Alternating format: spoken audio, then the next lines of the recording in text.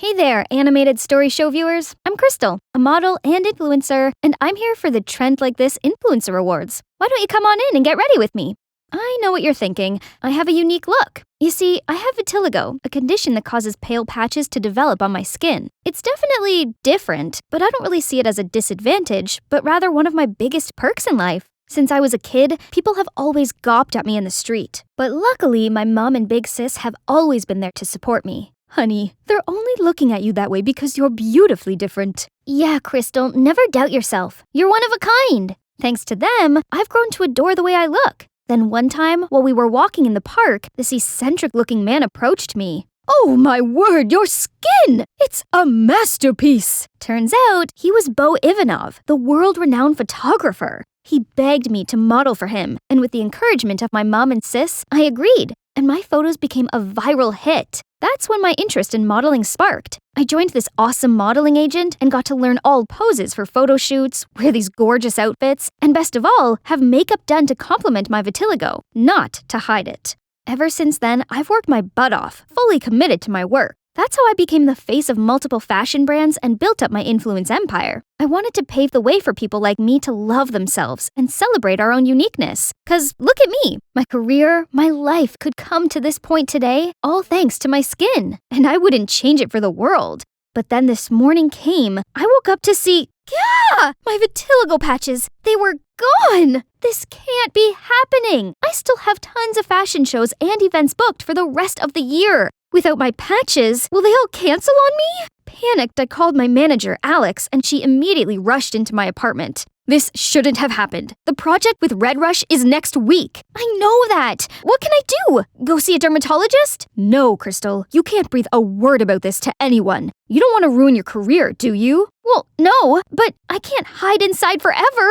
No, you can't. But you can fake your patches. Just use makeup. Draw some on. What? You mean I should lie to everyone? Your choice. It's either that or kiss goodbye to your career. This is wrong, I know, but I've worked so hard for this. I couldn't just give up now. I guess the foundation would have to make do. I went back to my daily modeling life, and luckily no one seemed to suspect anything. But I was so on edge and constantly checking my makeup. Crystal, have you heard? The brand Raris is looking for models with unconventional features for its newest fashion collection. You're the perfect fit. OMG! Everyone who's anyone in fashion knew of the Raris' creator, Mr. Finnegan. If I become his muse, that's my step into high fashion world! I can't miss this once-in-a-lifetime opportunity! I got my focus straight, fearlessly walking into the building, when suddenly my heel got stuck. I tumbled backward, and out of nowhere, these strong arms wrapped around me, and I landed straight into their warm embrace. For a moment there, I could feel their divine scent overpowering me. Dior Sauvage, isn't it? You don't change much, do you? Still clumsy even though you're now a superstar. Hold up, this voice. It's Sam, my high school ride or die! My, puberty has hit him hard, huh? Samuel knelt down and gently put the heel back on my foot. Yep, my heart was definitely flipping out of my chest. You're going in for the casting, right? Oh, yes. But how do you know? I'm one of the judges. I gotta go now. Break a leg. But not literally. Wow, Samuel's made a name for himself already. Impressive. Wait, Crystal, you're here for work. And now time to shine. I strutted my way along the catwalk, doing my signature twist-turn pose at the end of it. As expected, all the judges were mesmerized. This job was in the bag. Just then, everyone went ooh and ah at the girl next in line. It's Amanda! She's known as the Super Rookie, who challenges the modeling world standards. Ironically, that title once belonged to me, but that's how this industry works. You can easily be dismissed if not careful. We got the results right after the casting. As expected, I was in for the show. Hooray! Hey, Crystal, right? Amanda, huge fan of yours. Say, can a pro like you give this rookie any advice while we train together? You do know this is a competition, right? That means no help. Then I shimmied off.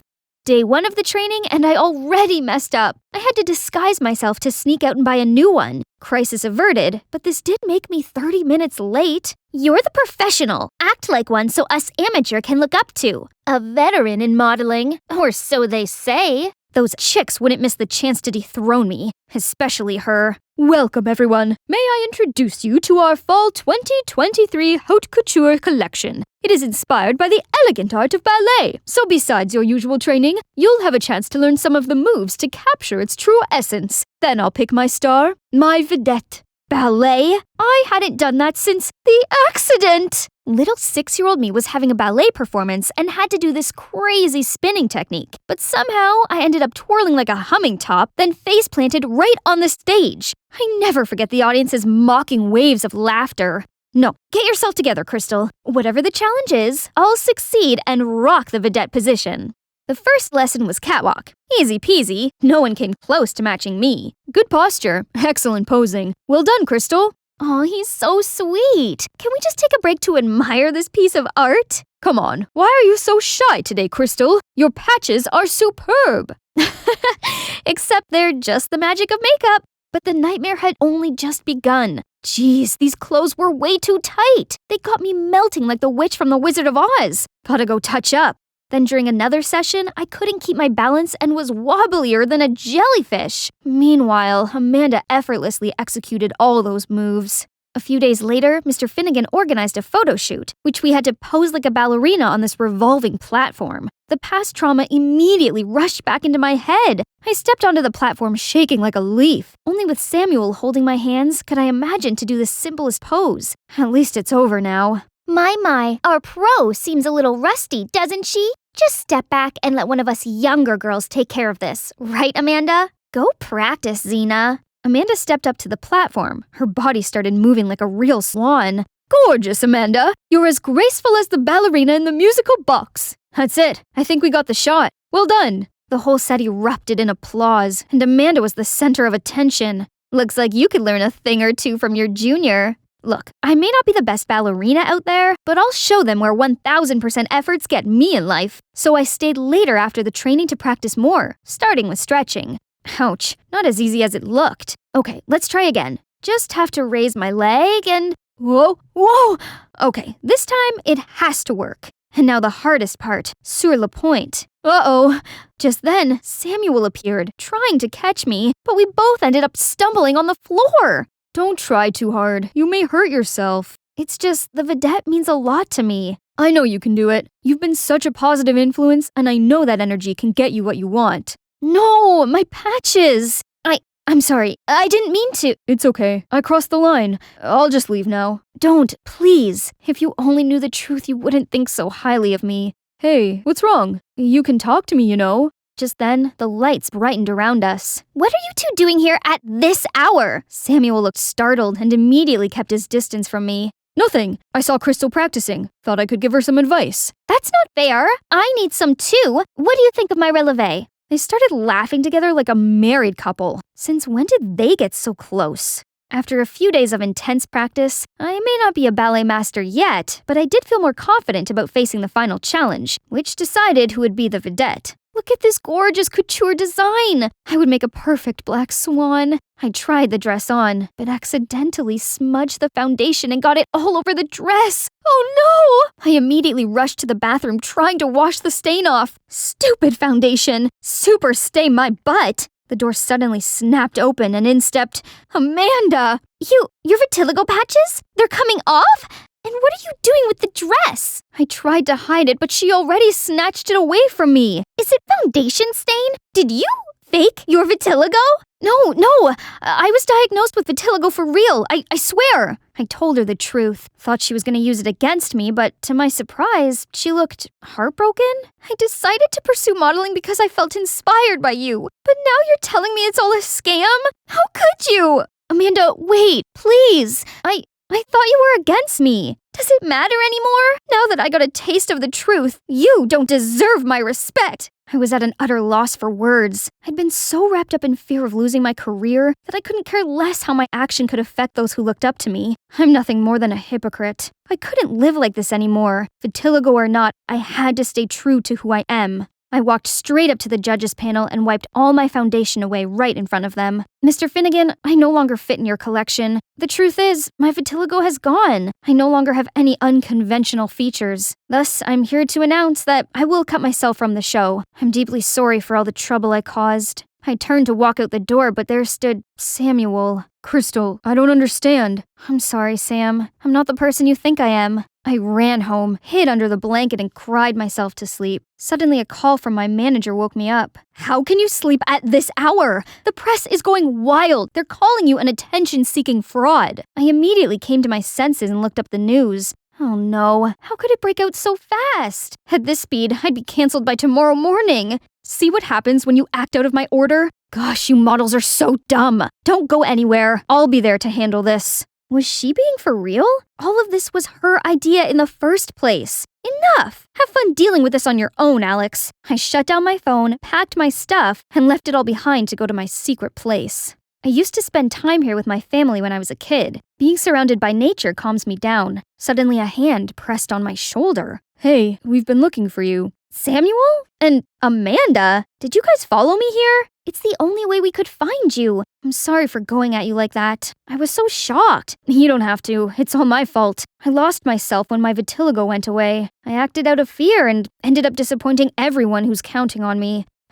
Well, it's hard to stay sane when your identity is taken from you. But what's important is you've learned your lesson. Now, where is the fearless, confident Crystal we all love? She's right. Patches or not, you're always special to us. That means a lot to me. Thanks, you guys. Turns out I'd misunderstood Amanda this whole time. She's brilliant, gorgeous, and caring, and perfect for Samuel. Welp, that stings. Suppose it's time I got back to work for some damage control. I opened the phone to see hundreds of notifications. Among them was a message from Mr. Finnegan, saying he has a place for me at the fashion show. So it's not the end for me, right? Go get it, girl. Yes, it felt so good to be back. Crystal, you're here. I have great news. You'll be the vedette for this collection. Me? But I don't have any unconventional features. Doesn't matter. You're perfect the way you are. 2 girls will stand by your side, and you'll be in the center wearing this work of art. An elegant swan among the flock of ugly ducks. Isn't that a bit offensive? So this was your plan all along?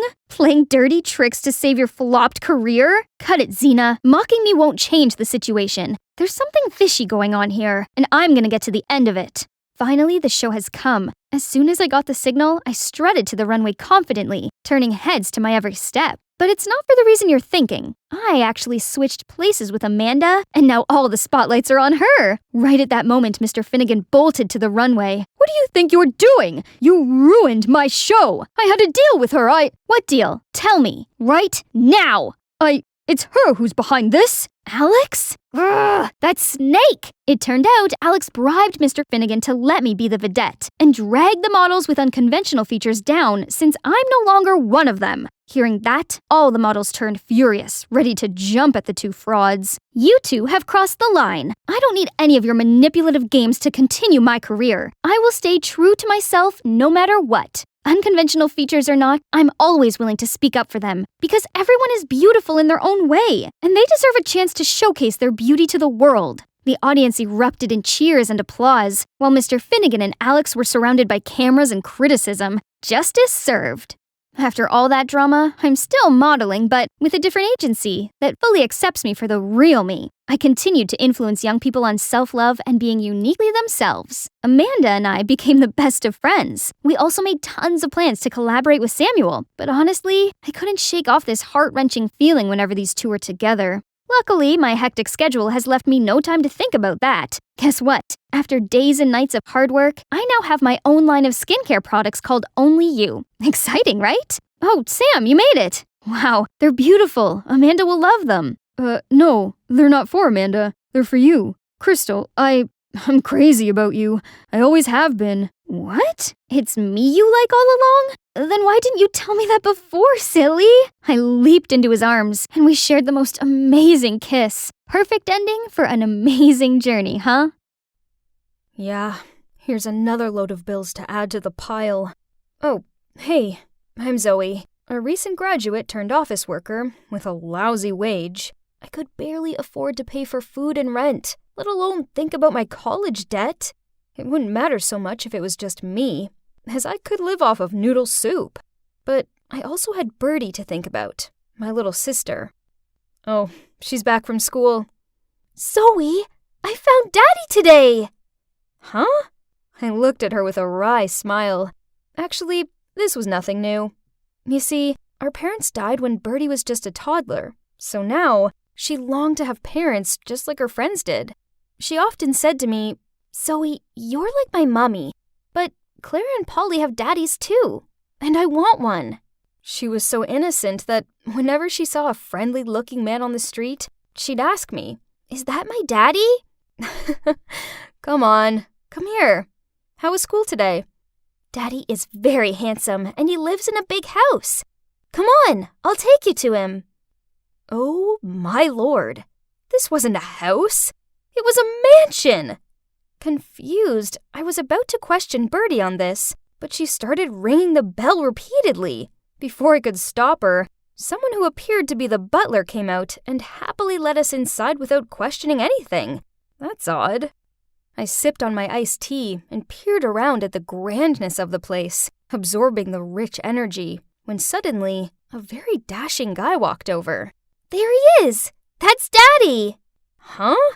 This was so confusing, and seeing her hug a stranger was super embarrassing. I had a talk with the guy to figure out what happened, and apparently he's called Harry, and he's 22 like me. Huh? That's crazy, as he looks and acts way older. As for the dad story, it turns out as Birdie was waiting for the school bus, she saw a woman drop her purse. So she rushed over and picked it up and was about to return it, but the woman turned around, saw Birdie holding it, and accused her of being a thief. Just in time, Harry appeared and claimed to be her father to settle the matter. Then he took her to the mansion and showed her around. So that's what happened. Ugh, my sister. Birdie has told me everything. She's such a precious child. I'd happily adopt her. No way! Why not? You like being here, don't you, Birdie? Zoe, I really like it here. I can play with Oreo as much as I want. And now, I have a daddy just like Clara and Polly do. But I can't just leave her alone. Of course not. You can stay with Birdie. What? How come such a good person suddenly fell from the sky? Skeptical, I told Harry I needed more time to think. He smiled and handed me his business card and told me to call him any time. What is this?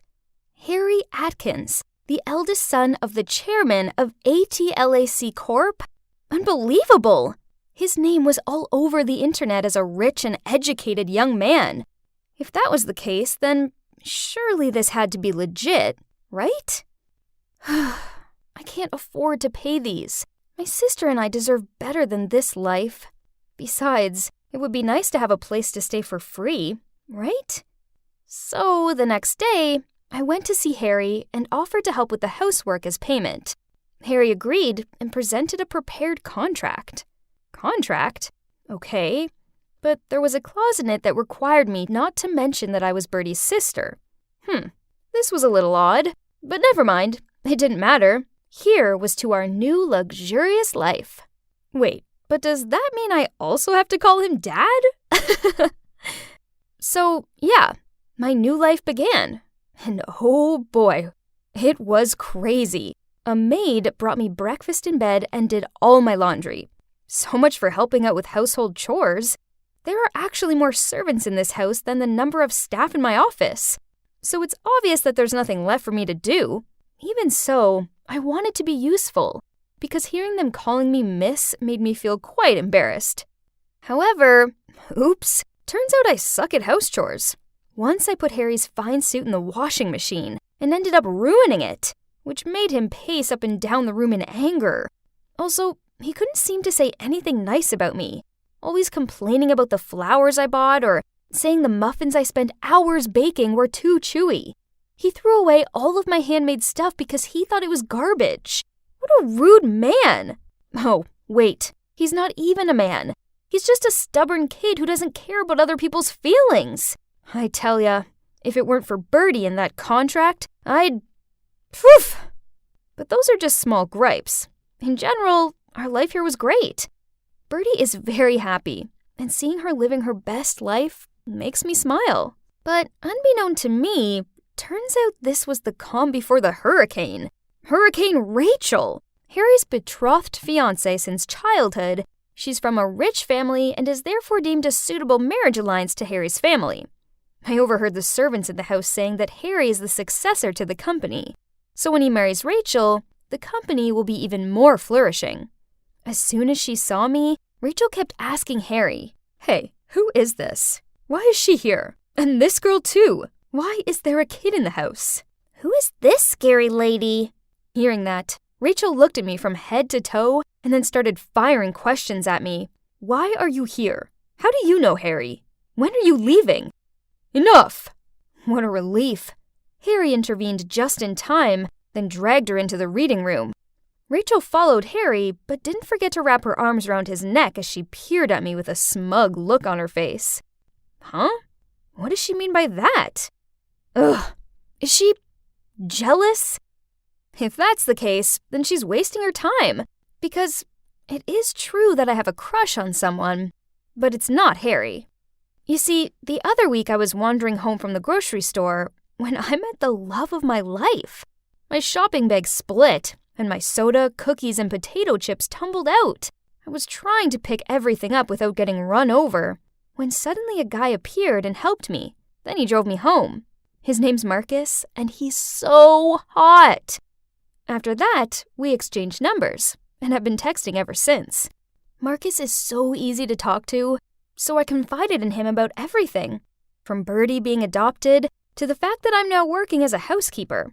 He's so sweet and kind, and I feel like I can tell him anything. He's the prince of my dreams. Anyway, my strange life in the mansion continued. One thing's for sure, Harry was great with Birdie.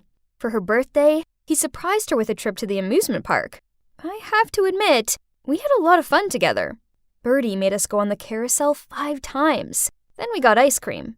Suddenly, I noticed Harry giving me this odd look. "What?" "You have some ice cream on your lips. Here." He leaned forward and gently dabbed it away with a napkin. Just then, a crowd rushed in, and Harry reached out and pulled me and Birdie closer to him. Our eyes met, and... Why did I have goosebumps and a pounding heart? What did that mean? Did he do that intentionally or not?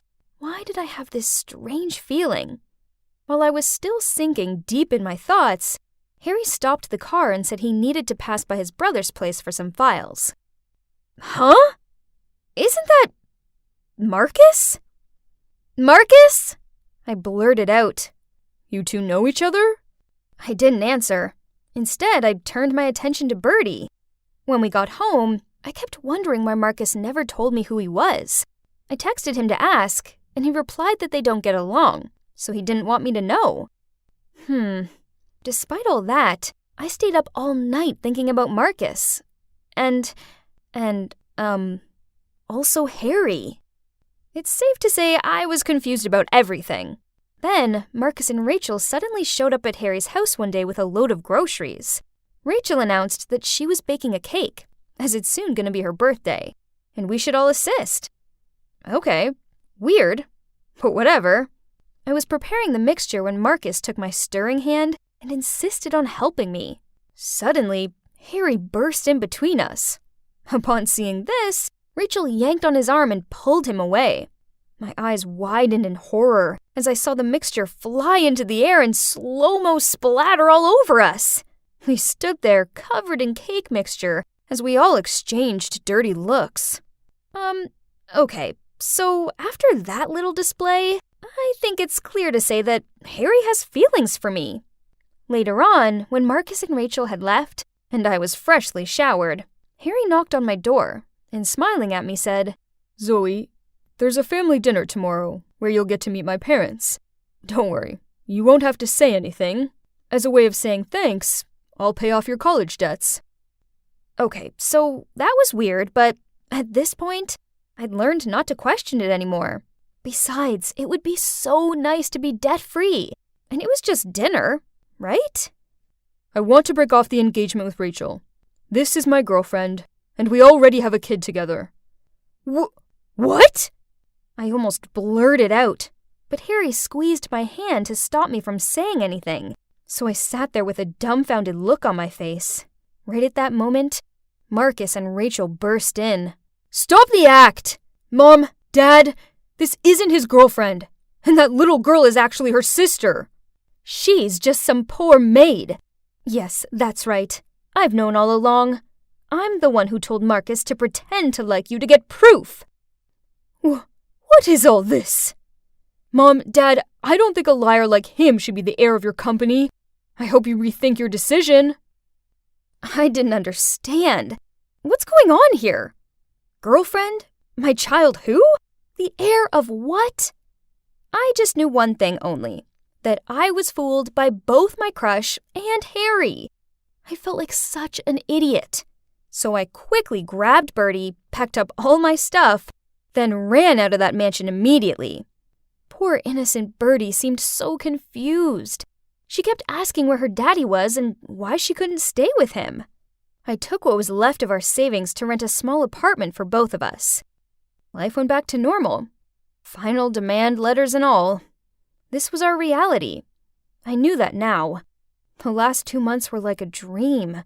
It was time to wake up.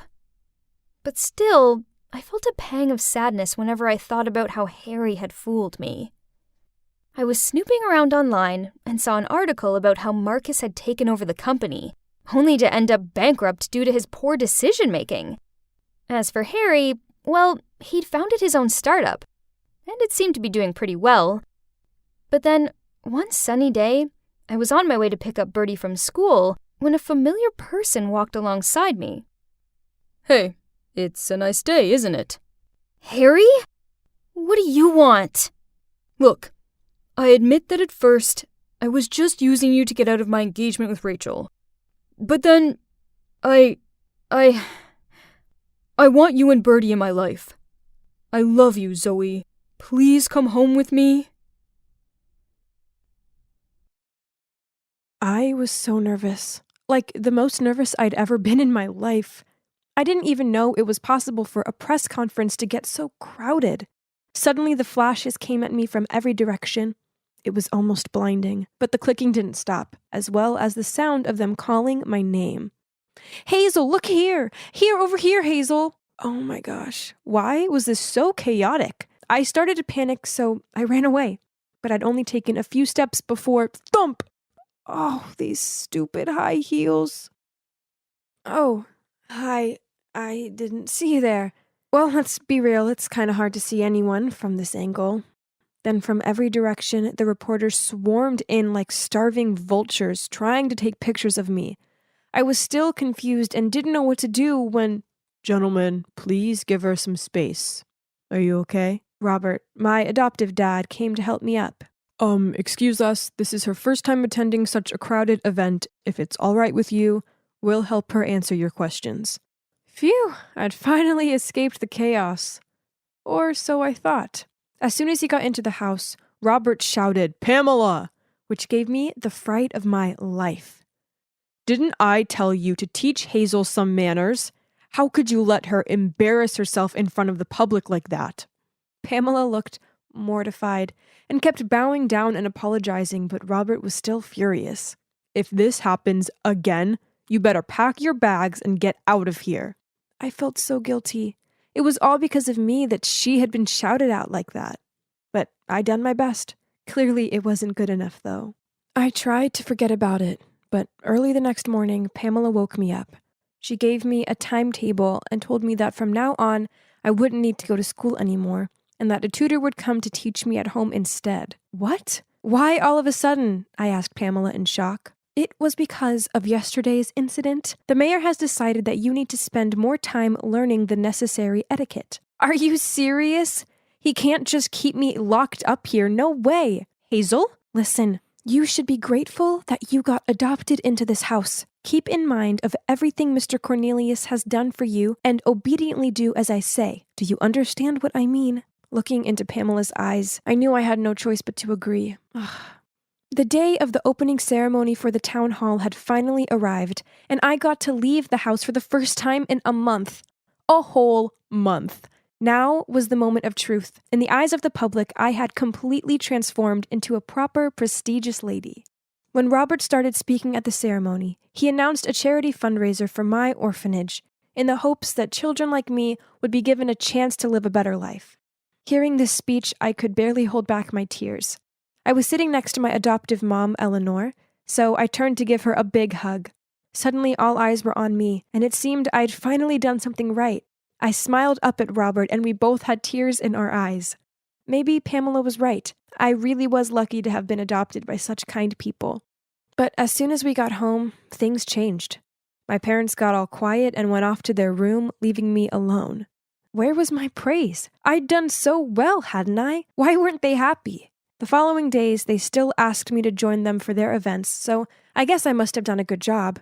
And while the media and public were around, they were all touchy-feely and affectionate towards me, constantly praising me. We must have looked like the perfect family. But the minute we got home, they'd ignore me, and if they wanted to tell me something, they'd get Pamela to speak to me. It was so flipping weird. I actually started to feel quite lonely and depressed. And even though I was living in the lap of luxury, I missed the orphanage. One day, Pamela's daughter, aka the only friend I had in this enormous mansion, Paisley, saw how upset I was and asked, "Hey, so why do you agree to move into this house? You're clearly unhappy here." Paisley got me. She was the same age as me, so we were on the same wavelength. I was nervous to tell her how I felt, but I knew she would understand, so I told her everything. The thing is, I actually have a sister. She's only 8, and she's called Amber. That's why I was missing the orphanage. She was still there. She's got congenital heart disease, so after our parents passed away, the orphanage couldn't afford her hospital bills. When the mayor's family decided to adopt me, I refused because I didn't want to leave Amber alone.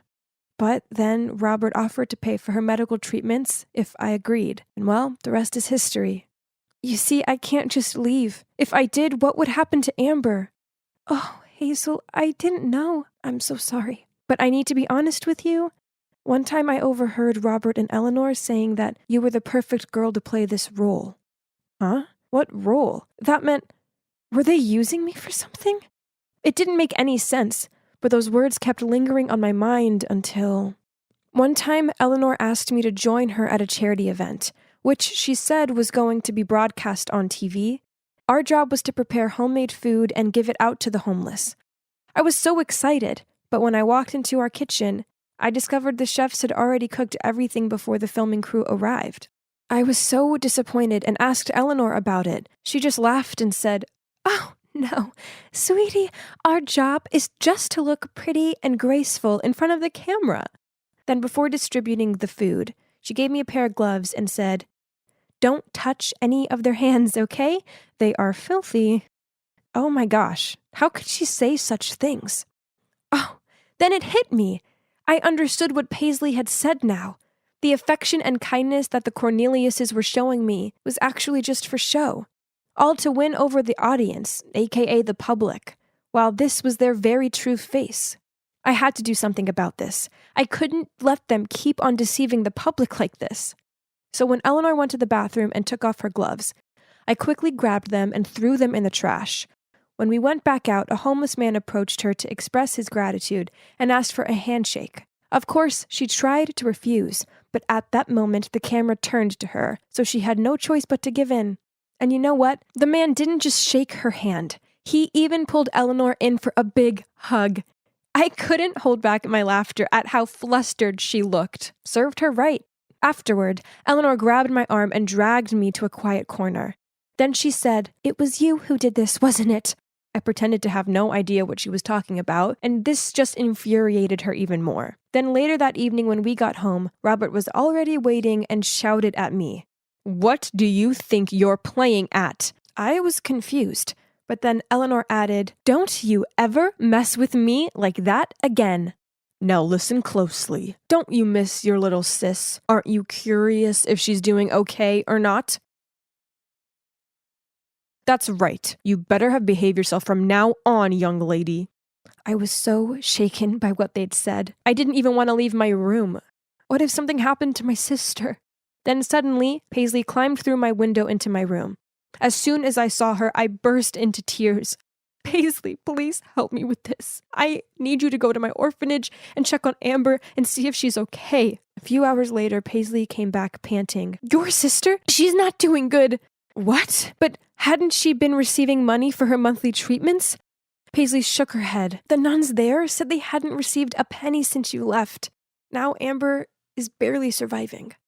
Paisley's words broke my heart. Those two had been fooling me all this time, and now my sister's life was hanging on by a thread. I had to get to the bottom of this. I walked past Robert's office, and that's when I overheard someone talking. Curious, I peeked in and saw a group of middle-aged men sitting around a table. One of them spoke up. Hey, Robert, the election day is coming. Is that little girl still doing a decent job? Oh, don't worry about her. She's just a silly little kid. She believes anything I tell her, especially about her sick sister. Robert smirked. How dare he speak about my sister like that? I had to do something. I couldn't let this vicious man keep on fooling everyone like he'd done to me. So I took out my phone and started filming. Speaking of which, how much charity money have we got so far? $100,000, Robert said, and the room was filled with praise. Gentlemen, by the time of the closing party for the charity this weekend, we should have almost $500,000 for the election campaign. As soon as I win, your business will continue to be tax reduced for the next 4 years. I had to cover my mouth to stop myself from gasping. So this whole time, he'd been exploiting me and the orphanage for his corruption? Gosh, I was such an idiot to fall right into his trap. Suddenly my phone buzzed. Who's there? Robert shouted and rushed to the door. Oh no! Panicked, I ran, but not far enough before I tripped and the phone flew out of my hand. Robert and his men caught up with me, picked up my phone, and deleted all my evidence. They even took the phone away from me. He turned to me and said, I've already warned you, have I not? You're a liar, I yelled. You haven't paid a penny to my sister, Robert growled. Who told you that? But all he had for an answer was my silence and fuming look. Furious, he dragged me back to my room. Maid, bring me the keys to her room. And then he locked me up inside until the day of the closing party of the charity rolled around, where they'd be announcing the amount of money they'd collected. That day, all the staff were out of the mansion. Suddenly, I heard the door being unlocked. Panicked, I hid behind the closet. Hazel, where are you? Oh, it was just Paisley. She found a way to sneak me out of the mansion and told me to run straight back to the orphanage. But no, first I had to expose that sly old fox Robert. Luckily, when I got to the event, Robert was giving his speech. I immediately ran up to the stage, snatched the mic, and told everyone about his evil plan. But I was no match for him. Before I could finish, security was dragging me off the stage, and Robert had already taken control of the situation. Ladies and gentlemen, I'm so sorry for my daughter's behavior. The reason why we decided to adopt her was that she's mentally ill. Since she came to our home, she has become better, but as you can see, there's been a bit of a relapse. What a snake! This jerk would stop at nothing to get what he wanted. Just then, the big screen on stage suddenly showed the video I'd taken, revealing all the schemes of Robert and his accomplices. Now he was well and truly exposed. I watched as he stammered. No, this can't be happening. Right at that moment, the police rushed in to arrest Robert and his accomplices in the stands. You might be wondering how we pulled that off. Well, as I was running through the hallway, I managed to send the video to Paisley. As soon as she received it, she came to find me and saw everything that had happened. So she secretly ran to her mom for help. Pamela then made a plan. While Paisley freed me from the mansion, Pamela set to work on projecting the video on the big screen. Genius, right? A month later, Robert and his accomplices were arrested for embezzlement. And, of course, he got locked up for a long, long time. Both him and Eleanor received such massive backlash from the public, to the point that she had to stay hidden away too. The charity money, luckily, was brought back to the orphanage, and part of it was used to take care of my sister Amber. She's doing much better now. Oh, and Paisley and I are still best of friends. Pamela has found a way better job. And as for me, I went back to stay at the orphanage until I'm old enough to move out. I'm better off being on my own with my sister than being adopted by some mess. Being the awesome class president that I am means that it's my job to show this new transfer student, Willow, what's what around here. So, obviously this is the canteen. Heads up, don't eat the stew. Yuck. If you have any trouble finding something, just ask me. Well, I haven't seen you since middle school. What's up? Just still the same. Okay. Oh, you must be confused, but actually I already know Willow. You see, we went to the same middle school together, but to be honest, we never really talked to each other back then. She seems to still be as quiet as always. Oh, and by the way, I'm Natalie, but you can call me Nat.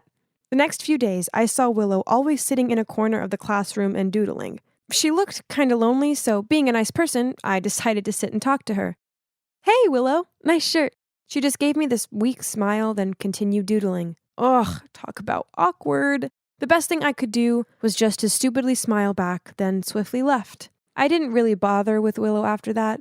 I mean, I said hi if we passed in the hallway or something, but that was it. But it turns out Willow's introverted tendencies hadn't gone unnoticed by other students, as when we were on our school expedition to the woods, I overheard them talking about her. Do you all think that Willow seems a bit weird? Yeah, you're totally right. One time I asked to borrow her eraser, and she just gave it to me without saying anything. She didn't even look me in the eye, just kept on drawing. It was so strange. Huh? Are they seriously gossiping about a new kid? Yeah, so she might not be too sociable, but people should just learn how to respect someone's personal differences, right? Hey, Willow is new here. I don't think it's very nice of you to gossip like this. Also, she's my friend from middle school, so please stop this. But just wondering, has she always been like this? Yeah, I guess.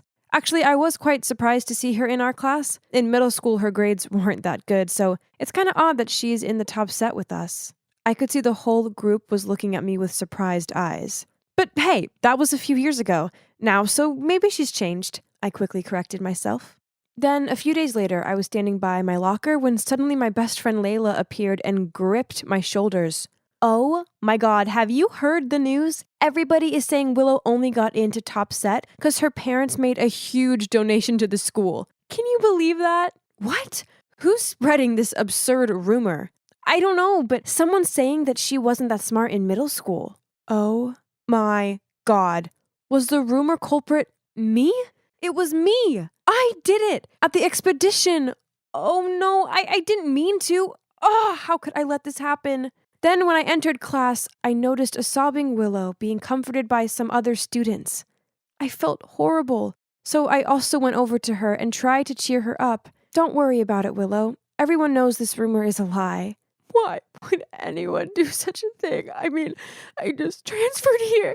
Who would hate me so much to say something so mean? Oh man, I sure felt guilty. Oh, could things get any worse? Yeah, turns out they can. As after class, Miss Holmes suddenly asked me and Willow to stay behind. Oh no. Did she know I was the one who started the Willow rumor? I sat there sweating like a turkey at Thanksgiving, waiting for Miss Holmes to bust me. But then to my surprise, she said, Nat, please, can you help me get to the bottom of this horrible rumor? Phew, what a relief. But at the same time, I was freaking out. How was I supposed to catch the person responsible when I was the one who started the rumor? Albeit accidentally. Ugh, what a dilemma. Wait a minute. I think I have an idea. What about I blame it on a troublemaker? It's not like they would care anyway. Whilst I'm a straight A student, and getting into trouble for this could affect my chances to get into a prestigious college and ruin my life. Right at that moment, this guy called Bob shoved past us, then leaned against the wall and scrolled through his phone. Bingo. Gotcha. I put one hand against the wall and gave him a suspicious look. Hey, Bob. How you doing? Fine. So, about this Willow rumor? Who did you hear it from? Bob just shrugged and continued staring at his phone. Or did you do it? Maybe you were bored. So you spread the rumor to tease the new girl. Am I right? Or what? Only by then Bob looked at me. What? Are you crazy? I don't know this Willow girl. Besides, I was off all last week sick. Now leave me alone. Oh man, this was a massive fail. Now what should I do? I needed a minute to think. Okay, don't panic, Nat. You're smart, so you'll think of something. That's when I turned and caught a glimpse of Willow's sad face. Don't worry, I will find out who did it, I comforted her. But inside I was screaming. I hated lying to her, but this was an accident. I never meant to spread that rumor. At that moment, Layla appeared and said she wanted to help. Great! Like this quest wasn't complicated enough. Ugh.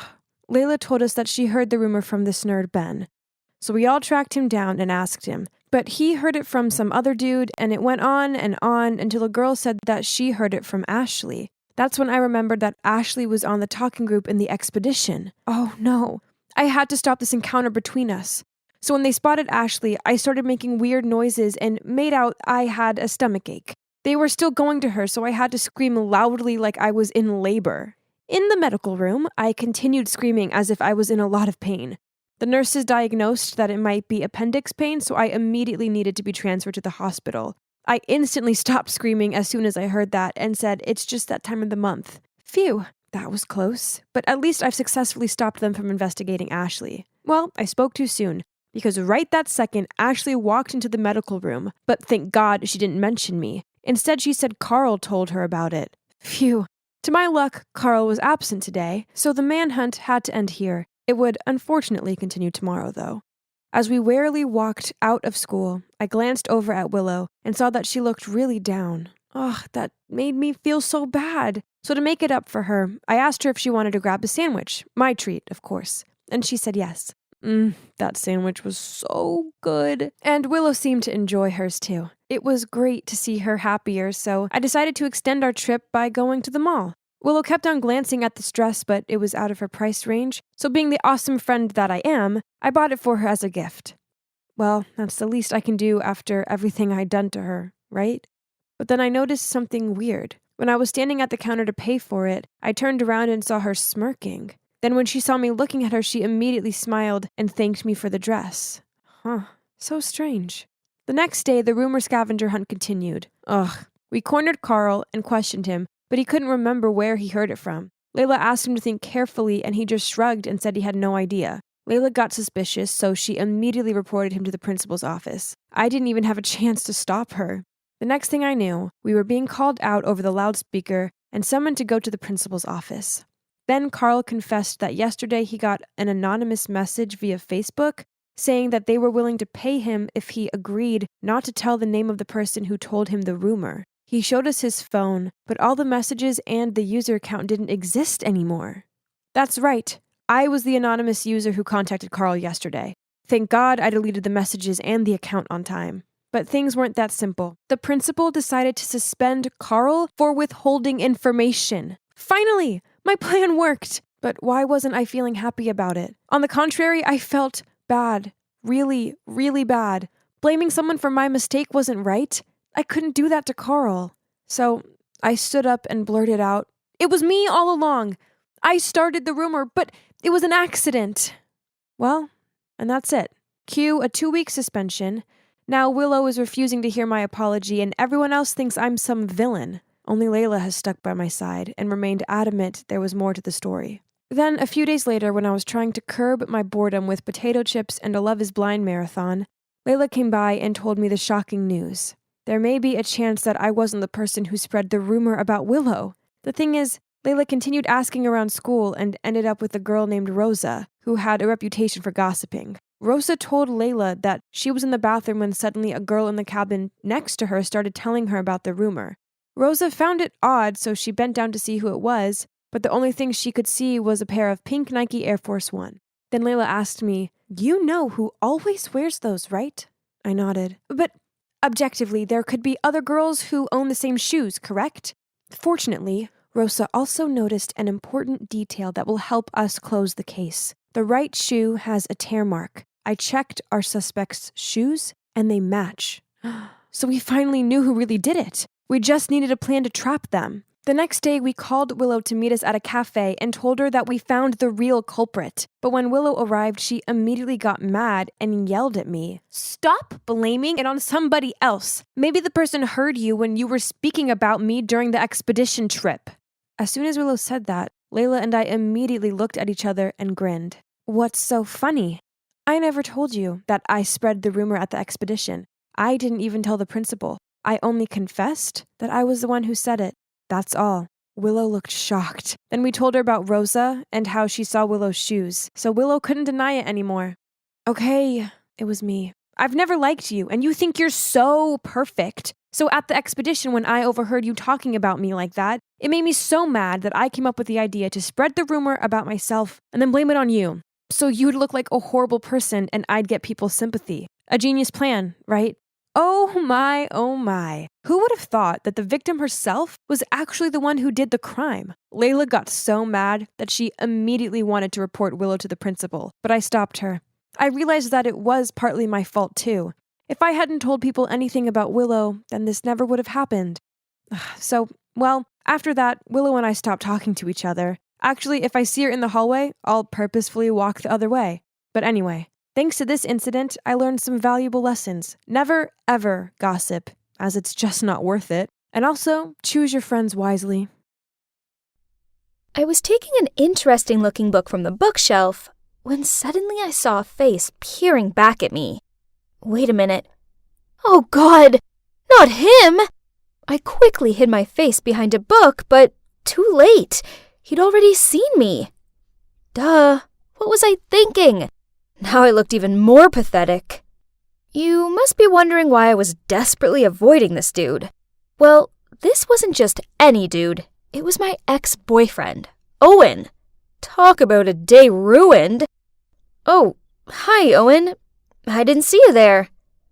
Are you here by yourself? Oh no, I'm here with my girlfriend. There she is. Hey babe, I'm here. I turned around and, geez, my day just went from bad to catastrophic. How on earth did they end up together? Yep, I knew that girl. She's Mila, my stepsister. Oh, let me tell you about her. Actually, before we became stepsisters, Mila and I went to the same high school together, but we weren't close or anything. But out of the blue, my mom and Mila's dad somehow got together and soon got married. I tried being friendly towards her, but no matter what I did, she remained cold and unpleasant towards me. She even forbid me from telling anyone at school that we were family. And she started to compete with me for team tryouts, in tests, everything.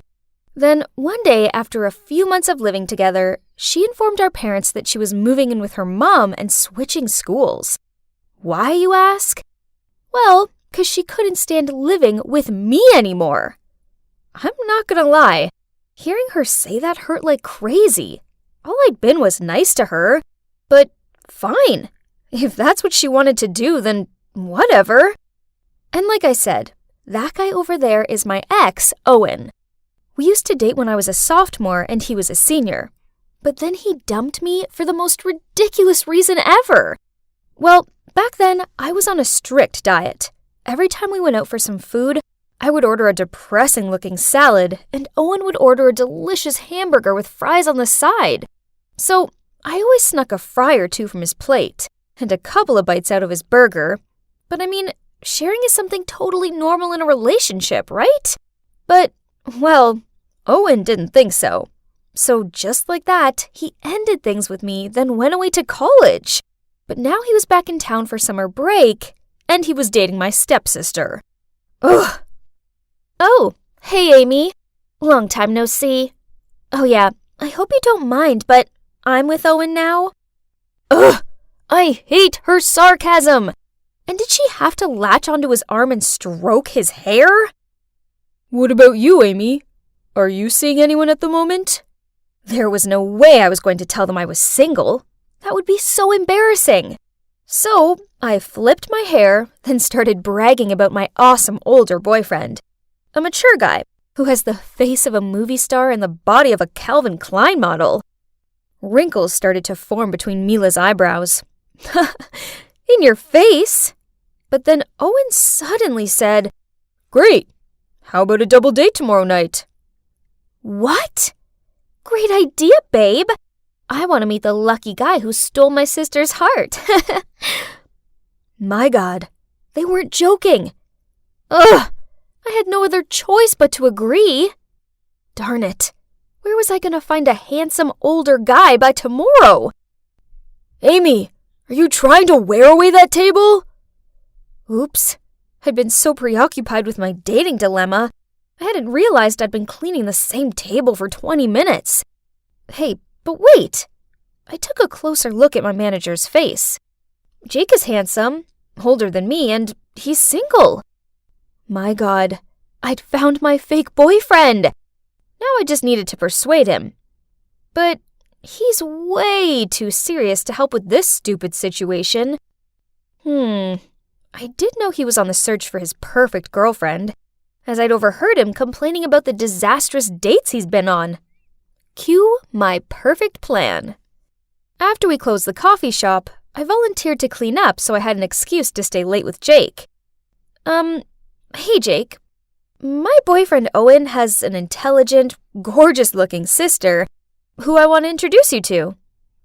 At first he wasn't interested, so I showed him Mila's prettiest picture. Holy moly! That's his sister? Jeez, why so surprised? Mila is not that beautiful. Whatever, at least I had his attention. I asked him if he wanted to go on a double date, and he immediately agreed. Yes, jackpot! So my plan worked. But the only issue was that my fake boyfriend thinks he was on a date with Mila, and that I was with Owen, when in reality they were actually both together. But no worries, I could pull this off. Right? So for our double date, we all went bowling. Jake took an instant liking to Mila and tried to impress her with his bowling skills. Me, on the other hand, sucked at bowling and got constantly teased by Owen. So when it was his turn and he misjudged his throw and threw the ball straight in the gutter, I had loads of fun teasing him back. To be honest, I was enjoying hanging out with him. And please, don't get me started with his looks. He's definitely grown more handsome with time. Suddenly, it was my turn again, and Owen was asking me if I wanted him to show me how to throw a bowling ball correctly. I timidly said yes. So he stood behind me, touched my hand, and showed me. Oh my God, my whole body was heating up, and I could feel that Owen was blushing too. Hang on, I think I still have feelings for him. Mila didn't deserve him. He should be with me. Overall, the double date was a big success. Jake didn't suspect a thing. And not only that, but he also helped keep Mila away from Owen so that I had a chance to win him back. But then a few days later, Jake told me that he really liked Mila and asked me if I could set them up on a date, but this time only the two of them. What? He actually liked Mila? Of course, I couldn't set them up. It was impossible, because Mila was with Owen. So, reluctantly, I suggested another double date. He agreed, but this time he insisted that we went out for a romantic dinner. Fine. Everything was okay at first, but then Owen placed his arm around Mila while she fed him some of her mashed potatoes. I glanced over at Jake and saw the dumbfounded look on his face. I needed to separate them quickly, so I asked Mila to come to the bathroom with me. Oh, Owen is such a great guy. He's so thoughtful, and he always treats me like a princess. Ugh, she's so annoying. Well, enjoy him while you can, 'cause he would soon be mine again. When I walked out of the bathroom, Jake ran over to me and dragged me into a corner. Owen and Mila are really strange, don't you think? Are you hiding something from me? What? I would never. They're just close siblings, that's all. Oh, and by the way, I talked to Mila in the bathroom, and she thinks you're a great guy. Of course, that was a big fat lie.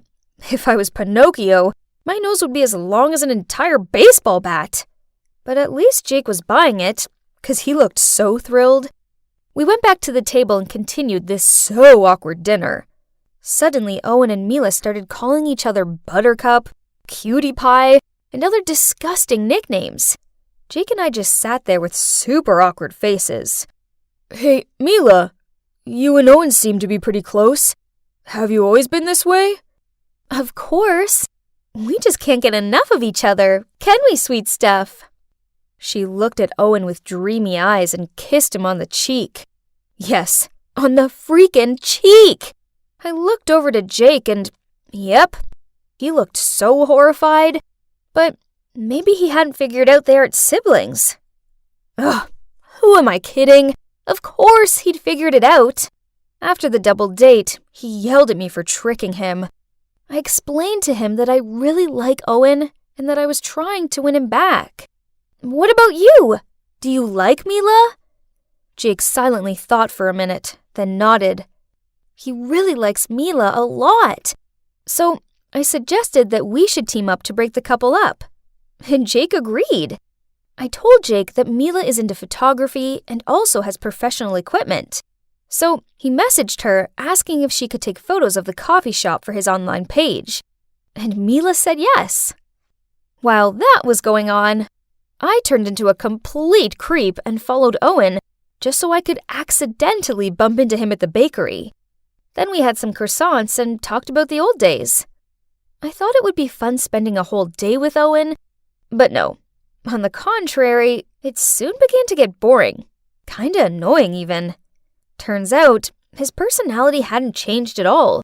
He kept his food out of biting distance of me and still told the lamest jokes. Listen to this. What do you call a sad coffee? A depresso. Now I regret buying him that coffee. Maybe I should reconsider this. I mean, do I really want this boring guy back? Then he told me he was planning a special surprise for Mila, and he wanted to discuss it with me over dinner at his place. When I was in the kitchen helping him to cook, he suddenly lunged forward and tried to kiss me. Huh? What? I was so startled that I threw some carrots in his face. Oh my God. My plan actually worked and Owen had fallen for me. What about Mila? I thought this whole meeting was about a surprise for her. And that was when Owen came clean to me. He had no surprise planned for Mila. That was just a ruse to get me here. Also, turns out the time we met at the bookstore wasn't by chance. Owen had been stalking me. What? Creep! He also knew that Mila was my stepsister, so he purposely got with her to make me jealous. Amy, it's you that I love. It's always been you. What? Hearing him say that gave me the shivers. Well, now at least one thing's for sure. Any feelings I thought I had for him had 100% evaporated. Letting you go was a big mistake. Please come back to me. Mila means nothing to me. I don't care about her at all. Oh, wow. Owen is a massive jerk. How dare he take advantage of Mila's feelings like that? Ugh, I needed to warn her. But before doing that, I had to give him a piece of my mind. Let me make this clear. I only went on a double date with you guys because I didn't want to lose to Mila.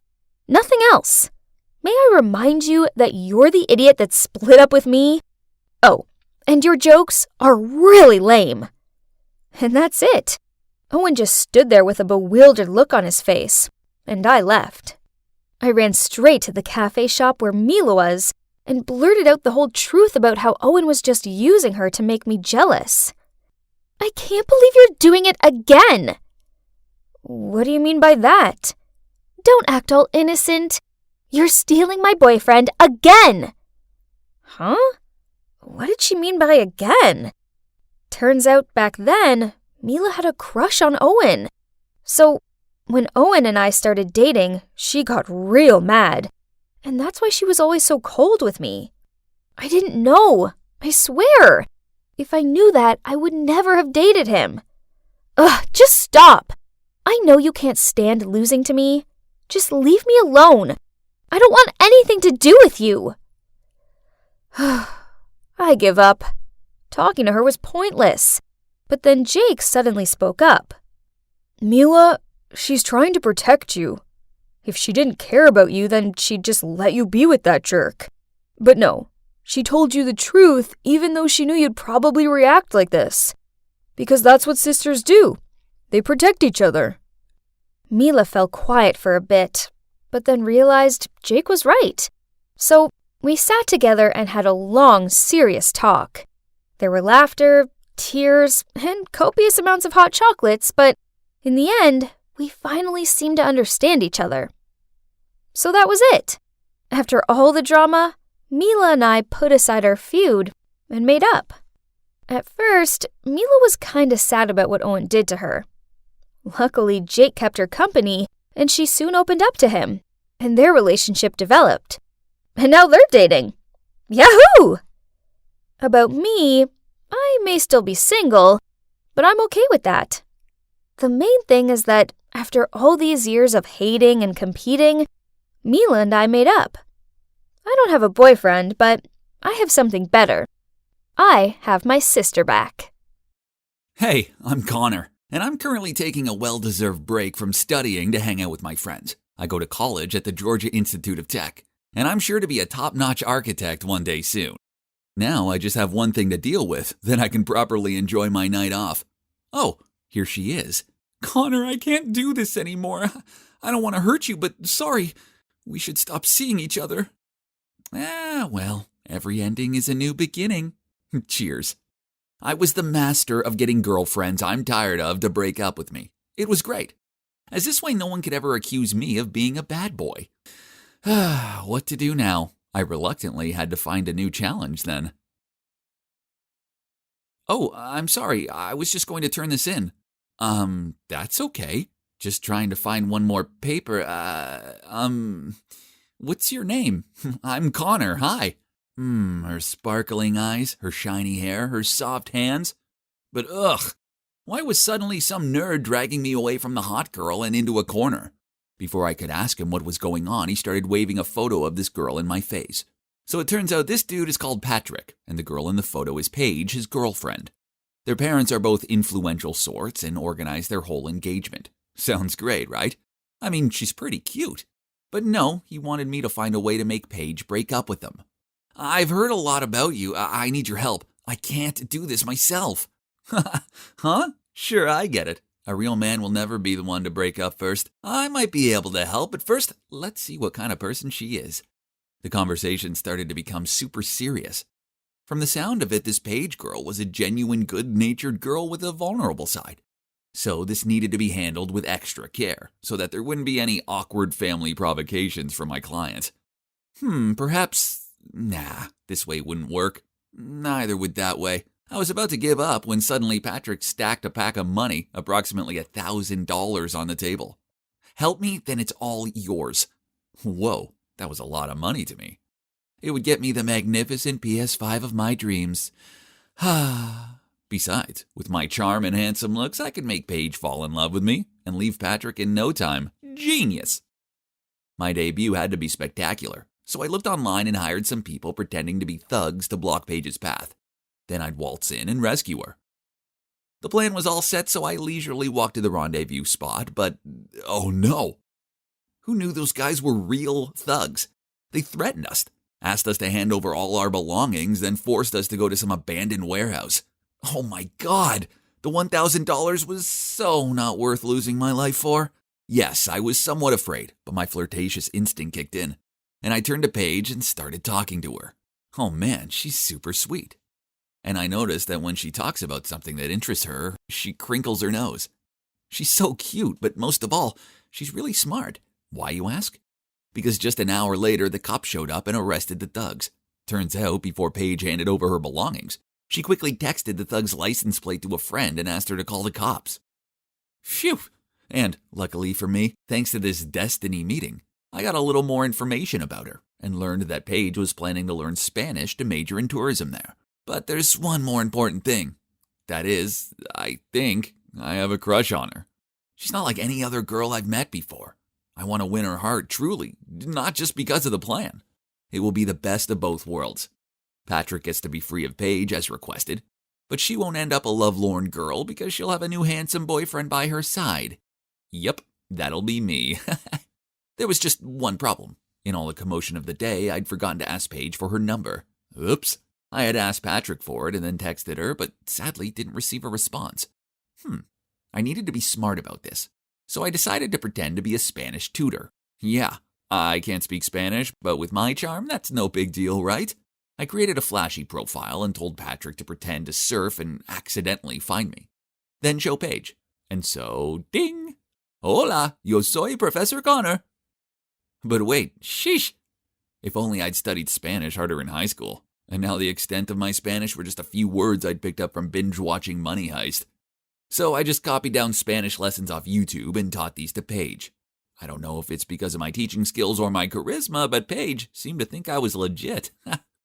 However, my flirting tricks weren't going so well. I knew she liked me. I mean, who wouldn't like me? Besides, she gave me these cute looks and laughed at my jokes. Our chemistry was undeniable. So when I reached over and placed my hand on top of hers, I felt sparks fly. But then she gave me this awkward look and moved her hand away. She liked me, right? So why was she acting like this? I never failed at flirting. Feeling frustrated, I was trudging my way up the street when, was that Patrick happily holding hands with a girl? I recognized the long hair. It was Paige. Ugh, why can't she drop her lousy boyfriend already? And why won't she date me instead? I was about to leave, but the more I thought about it, the more resentful I became. So I bribed a little boy to run up to Paige and say, "Why aren't you with Connor, you cheater?" Mean, huh? But Patrick would be pleased as he now had a legitimate excuse to break up with her anyway. But when the girl turned around, I realized that she wasn't Paige. The poor girl looked completely dumbfounded. Patrick started yelling at her and pulling on her arm so hard she almost fell over. Huh? Where's the nerd Patrick? And that wasn't cool at all. Then he raised his hand to hit her, but I zoomed in front of him. "Stop! No reason to hit a woman, bro!" Patrick immediately grabbed my collar. "You dare play tricks with my Becky, huh?" Seeing that, the shocked girl quickly ran away. No, I thought it was Paige, so I hired the boy just to give you an excuse to break up with her. Calm down, bro." Patrick reassessed the situation, then he cleared his throat and said, "Oh, well, I was bored of Becky anyway, thanks." I was still shocked by this jerky side of Patrick when he immediately said, "By the way, you can stop the plan with Paige. I decided I like her now. Lately, she's been so full of life and less clingy." He told me he would still pay me, then he hopped into a taxi. Ugh, that's the version of Paige when she's with me. I gave her that zest of life, you jerk. Whatever. From this day forth, he was no longer my client, and I didn't want his stupid money. It was time I told Paige what Patrick was really like, so I arranged to meet her in a cafe and told her everything. But when she got over the initial shock, she snapped at me. "I know this is all part of your twisted fabrication. I mean, you lied about speaking Spanish, and now you're just making up stories to break Patrick and me up." Then she threw my textbook back at me and stormed off. Oh man, that Patrick is such a slimeball. But I couldn't blame her for believing him over me. I'd seen firsthand how much of a wolf in sheep's clothing he was. I tried to find proof to show Paige, but that jerk sure covered his tracks. His whole nerdy bookworm facade was flawless. And he was still this sluggish nerd, wobbly clutching the bus handle to go to school every day. Ugh, what a con man. Just you wait, Patrick. It's time the world saw your true face. With such determination, I continued to spy on him around town. Then one time, like every other day, I was on duty when a group stopped me, accompanied by Patrick pointing at me. "Here's our sandbag." Uh-oh, looks like I was busted. The whole group gathered around me, fists ready. Yeah, I was pretty terrified. There's no way I could fight off a group this size. I raised my fists and prepared for pain, but then someone shouted, "Stop!" It was Paige. Suddenly, Patrick immediately changed his attitude and ordered the group to leave. He told Paige that I stole his stuff and his friends were helping him get it back. What? The swine! Connor isn't a thief, I know it for sure. There must be some misunderstanding. Please don't accuse him like that. Patrick's face changed. He grabbed Paige's hand and pulled her away, saying, "We're getting engaged at the end of this month. Say no more." Okay, so I may have gate-crashed their engagement party, but I did hide at the back while the speeches were going on. Then to my surprise, as Patrick was talking, they both spotted me. Then Paige turned to him and shook her head. It hurt to see her like this. Perhaps she changed her mind. "What do you mean? Is this because of Connor?" Paige kept quiet, while Patrick's parents were furious. "How dare you cheat on my son? Who do you think you are?" "Paige, why is this happening?" "Really, Paige? Say something." Feeling the pressure and injustice of it all, poor Paige looked distraught as she desperately tried to hold back her tears. I really couldn't stand seeing her like that, so I jumped out of the crowd to come to her defense. Everyone calm down. Paige is the sweetest, most amazing girl, and she deserves better than this jerk. Don't listen to him. He's a thief and a fiancé stealer. I was done listening to this guy's slander. So I threw a punch straight at his smug face. Yeah, the engagement party had sure turned chaotic. I looked at the wreckage in front of me, the consequences that I had caused. Okay, so maybe coming here wasn't my best idea. Actually, this was all my fault for ever agreeing to help Patrick in the first place. Or I shouldn't have been a jerk in the first place. Feeling deflated, I arrived home and saw that I'd received a message from Paige. My heart thudded as I opened it. Thank you for everything, and try to practice your Spanish, as it's even worse than mine. Goodbye. And that was the last text she sent me. After that, I spent a month trying to contact her, but received no reply. So finally, I plucked up my courage to go to Paige's house, and was told that she'd left for Spain earlier than scheduled. Perhaps the shock was so huge that Paige wanted to leave this place as soon as possible. It was all my fault. I was the biggest jerk in this story, and now I'd lost the girl. Alas, vengeance is bliss. So I walked inside, went straight to Patrick's table where he was wasted in the arms of a bunch of girls, took a picture, and sent it to his family. What is done by night appears by day, my friend. A few days later, I heard that after being exposed, Patrick's parents had confiscated all of his bank cards. Even his current girlfriend dumped him. Ha! So that sealed the final breakup deal for my special guest. And now guess where I'm at? Looking for the girl of my life, duh. And this time, I'm going to make sure I don't screw it up. So, here I am, practicing this tricky pose. I must not fall over. Rosie, straighten your back. Hang in there. You've got this. That's Bradley, my yoga instructor. Can you see that? There are more than a dozen people in this class, yet he only seems to encourage me. Did this mean he liked me? I didn't need to look in a mirror to know my cheeks were lobster red right now. I'm Rosie, by the way, 18 years old. I'm still single. Not to brag, but I know I'm kind of pretty, friendly, and fun to be around. So it's easy to tell that many guys are into me. But why do none of them ever dare to confess their feelings to me? What were they so afraid of? Take Bradley, for instance. He clearly liked me, but was too shy to admit it. It was so obvious as he kept deterring past my mat just so he could check out my position. Even my best friend Joseph noticed that. As every time Bradley approached, Joseph would have this cheeky smirk on and send me signals with his eyes. I already told him not to do that. After class, Joseph kept teasing me about it. He told me Bradley definitely had feelings for me and just needed one more push for leverage. Although I reluctantly told him to stop, he insisted on being the wingman by texting Bradley about me. Bradley, why don't you ask Rosie out? You two look really cute together. Come on, you know that wouldn't work. Huh? Why not? Because, Joseph, it's you I'm crazy about. I was not okay. What was the problem with all the men around me? Why didn't they like me? I couldn't go on like this. I must have a boyfriend, and I was dead serious about it. So after researching online, I found a dating coach to save me from my tragic single situation. So Martin, my coach, is super handsome, has a six-pack, and his business is a big hit. He's helped hundreds of sad single people find love. Flashy enough to trust, isn't it? Still, I was quite nervous when I met him. You know, the feeling that a therapist would judge you before treating you.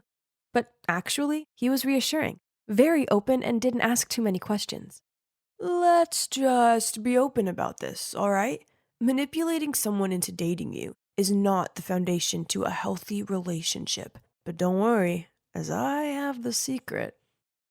Day 1. And according to Martin, I needed to learn how to approach new people. I'm pretty shy, so taking the initiative was hard for me. But Martin taught me a trick. When I see a cute guy, I need to approach him within 3 seconds. This way my brain wouldn't have time to think, analyze, then talk myself out of it, and end up missing my chance. Okay, a hot guy was there staring at his phone. I must not overthink. 1, 2, 3, go. Hi! Hi? So I just saw you, and I think you're really hot. I'm here to say hi. Thanks for thinking my boyfriend's hot, but he's taken. I panicked, then rushed back to Martin and spluttered out, I can't. Hey, that was a success. You're just training your mind and body to take action. Go ahead. No way. Should we move to the next step? And this was the next step. I just needed to start a conversation in this place where everyone was in a mood to have a chat. It's simple, Rosie. Put yourself in a talkative mood. Go over to them and give them a compliment. But make sure it's genuine, else it won't count, okay? Got it. I spotted a man sitting alone, so I walked over to him. Hey, I like your ring. OMG, was that a wedding ring? Don't worry. I'm single. And is it that hard to think of something to compliment me on? And, you are smarter than you look. And yep, he left. Oh, what kind of compliment was that? Martin sat in a corner and watched me go from guy to guy and stutter out a string of terrible compliments. You did great, Rosie. Don't be discouraged. Now, when you actually see someone you like, you'll be more natural. Martin said that body language is a crucial part of keeping the conversation going. So, the plan was to practice this at Joseph's birthday party. This time Martin couldn't be there in person, but we still stayed in touch via my Bluetooth earphones so he could guide me.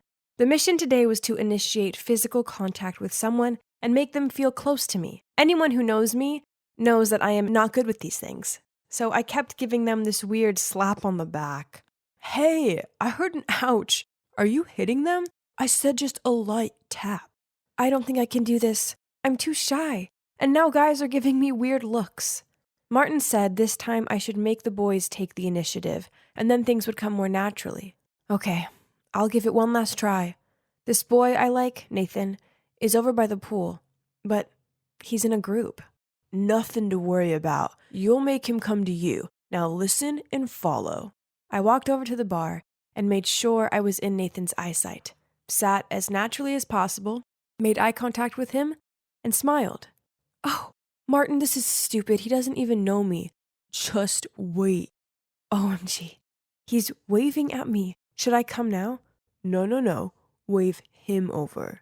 Okay. You should take responsibility for this, Martin. I waved Nathan over. Then, to my surprise, he got up and started walking toward me. OMG, help, what should I do? Give a no-tooth smile. Then say, I just want to say hi. What? That was all? But he was coming closer and I had no choice. I just want to say hi. And I want to have your phone number, cutie. I couldn't believe it. That was a real success. We texted the whole night. We got on so well. He was clearly flirting with me. This is crazy. But then 2 weeks passed by and I didn't hear from him at all. I kept on looking at my phone, expecting Nathan to call, but he never did. So I immediately rang my coach for help. Ready for the bad news? So, that means he doesn't like you. A busy man like Napoleon could still write thousands of romantic love letters to his Josephine. If he was into you, he'd always find a way. And I also think he doesn't seem like a good type to date. What? Nathan is such a sweet guy. Maybe he's just super busy? But then Christmas came, and I couldn't wait any longer. I mustered up the courage to ask Nathan out. But guess what? He invited me to his house to enjoy Christmas with his family instead. Oh, wow. He wanted to introduce me to his family. This was massive. It meant he really took our relationship seriously, didn't he? But when we got to Nathan's place, to my surprise, it was just a small apartment and definitely not big enough for a whole family. Seeing my confused look, Nathan said his family must have changed their plans and went out, which was for the better as the two of us would have more time together. Suddenly, I saw a shadow of a girl in a red dress in his bedroom. Then Nathan immediately pulled me away and said, that's my maid. How annoying. So, do you want to go to the hotel so we can have more time alone? Really? Did he think I was born yesterday? I refused immediately, and Nathan began to change his attitude. Okay, but I can't drive you home. I have something urgent. But don't worry, I'll take you to the nearby bus stop. I have never felt so stupid. Martin was right. Nathan wasn't serious about me. He just wanted to use me. But what went wrong? I did everything I could, but I kept failing again and again. No one liked me. I called Martin in tears, and he ended up driving there to pick me up right on Christmas Eve. I felt like the most tragic person ever. Martin was so patient, He turned the radio on so loud and didn't say anything until I finished crying and calmed down. Misread the signals again, huh? How could I have known? Well, I'm not saying this to make money off you, but looking at the current situation, I think you need to hire me for longer than you think. My love life may have sucked, but at least I had Martin. Here's my hope. He was the best coach ever, as he didn't mind answering my questions, and he always picked up the phone whether it was office hours or midnight. Then one night I was out with my friends. I drank a few too many wines and phoned Martin up and slurred out a load of drunken nonsense. He immediately came to pick me up and drove me home, saying that he needed to make sure I got home safely. He was such a sweet guy. I felt something, but then reassured myself that he was just being nice. But Joseph insisted that Martin was only acting this way because he liked me. Seeing everything he did, and you still have to wonder about his feelings? Dummy. Believe me, I'm not wrong this time. Mr. Sixpack is crazy about you. Congrats. Thinking about it, it did make sense. So I started stalking my coach on social media and daydreaming about him. Then taking Martin's own advice that I needed to make my feelings known. So, on Valentine's night, I myself made this box of chocolates and took them round to his. I took a deep breath, then rang the doorbell. But then, standing at the door was him holding hands with another girl. I awkwardly said, Don't you like me? I mean, you taught me that when a guy likes a girl, he'll always be there for her. You picked me up in the middle of the night, and you always listened and comforted me when I was sad. You even brought me hot tea when my Aunt Flo came to visit. Doesn't everything match up? Rosie, I was just being nice. Sorry, but you've confused the signs. Again. I was totally dumbfounded. I couldn't face the thought of seeing Martin ever again, so I blocked him from my life. In the following days, I was under a variety of emotional states, from extreme stress, heartbreak, embarrassment, then disappointment because of my extra delusion. I struggled with insomnia almost every night and tried to bury my feelings by binge-eating junk food. Just 2 weeks later, I looked at myself in the mirror. There were dark circles under my eyes, my skin was dry and flaky, and I felt bloated and sluggish most of the time. Seeing myself like that reminded me of something Martin had said. How can you expect someone else to love you if you don't love yourself? I knew I needed to change, so I started eating more healthily, working out, and finding me time. And you know what? It worked. Now I can finally say that I see my own worth, and I'll never allow a man to treat me badly ever again. And if that means I stay single for a while, then that's the way it'll be. I guess I kinda owe Martin a lot. I mean, he did teach me loads. And now, even though I'm still single, I'm enjoying it. There are way more important things than having a boyfriend, right? But wait, was this barista winking at me? OMG, there's a Post-it with his number on my coffee cup. What should I do? Hey, dating a coffee guy is risky business. Why, coach? Imagine one day your relationship turns bad and you desire a cup of coffee to ease your heart out, but you also have to see him here. Awkward, huh? Indeed a pro. But so why are you making this awkward convo? Rosie, I may be a love coach, but even I get it wrong sometimes. When it comes to my heart, all theories are nonsense. Please, you show me how to love naturally. Well, as you can see, I'm dating my dating coach. But now, our love doesn't apply to any cliches. Instead, we just do us, and we're both happier than ever. If you're in a dating slump, then don't worry. Just let love happen when it happens, and follow. Hi, I'm Belle. I'm 18, and today is my first day at Boston College. Isn't that cool? Oh, wait. I think I hear someone crying. Why don't we go shopping? It'll make you feel better. No, I don't want anything. Just leave me alone. Wait, that sobbing girl, she looked so familiar to me. Is that her? What are you looking at? The other girl snapped at me. Jeez, why so serious? The next day I decided to do the neighborly thing, so I brought an apple pie over to her. The door opened and whoa, she looked like she'd tackled a tornado. Her hair and clothes were messy and her eyes were swollen. Oh, hi, I'm Belle. I just moved here. Nice to meet you. Oh, hi, I'm Laura. Yes, Laura! Laura from elementary school. How could she not know it was me? Then my childhood memories started flushing back to me. Back then, I was super shy because my family had financial problems. I was always in worn clothes. I guess this made me an easy target for some mean kids. Then one day, when I was walking home from school, those kids followed me, pushed me over, then started laughing as they searched through my backpack. But then a luxurious car pulled up alongside us, and Laura peered through the window and said to them, "Leave her alone, else I'll revoke your invites to my party." After that, Laura left before I could even thank her, and the mean kids hurried off. Through my young eyes, I saw her as an angel. She was pretty and popular, but she'd still stopped to help me. Unfortunately, right after that incident, my parents thought it was best to transfer me to another school, and I never saw Laura again. Well, until now. Thanks for the apple pie. Come in if you want. Oh, yes, if you don't mind. I walked inside and oh my, her room was a mess. There were clothes everywhere, trash on the floor, and dirty dishes overflowing in the basin. Something bad must have happened to her to get her this down in the dumps.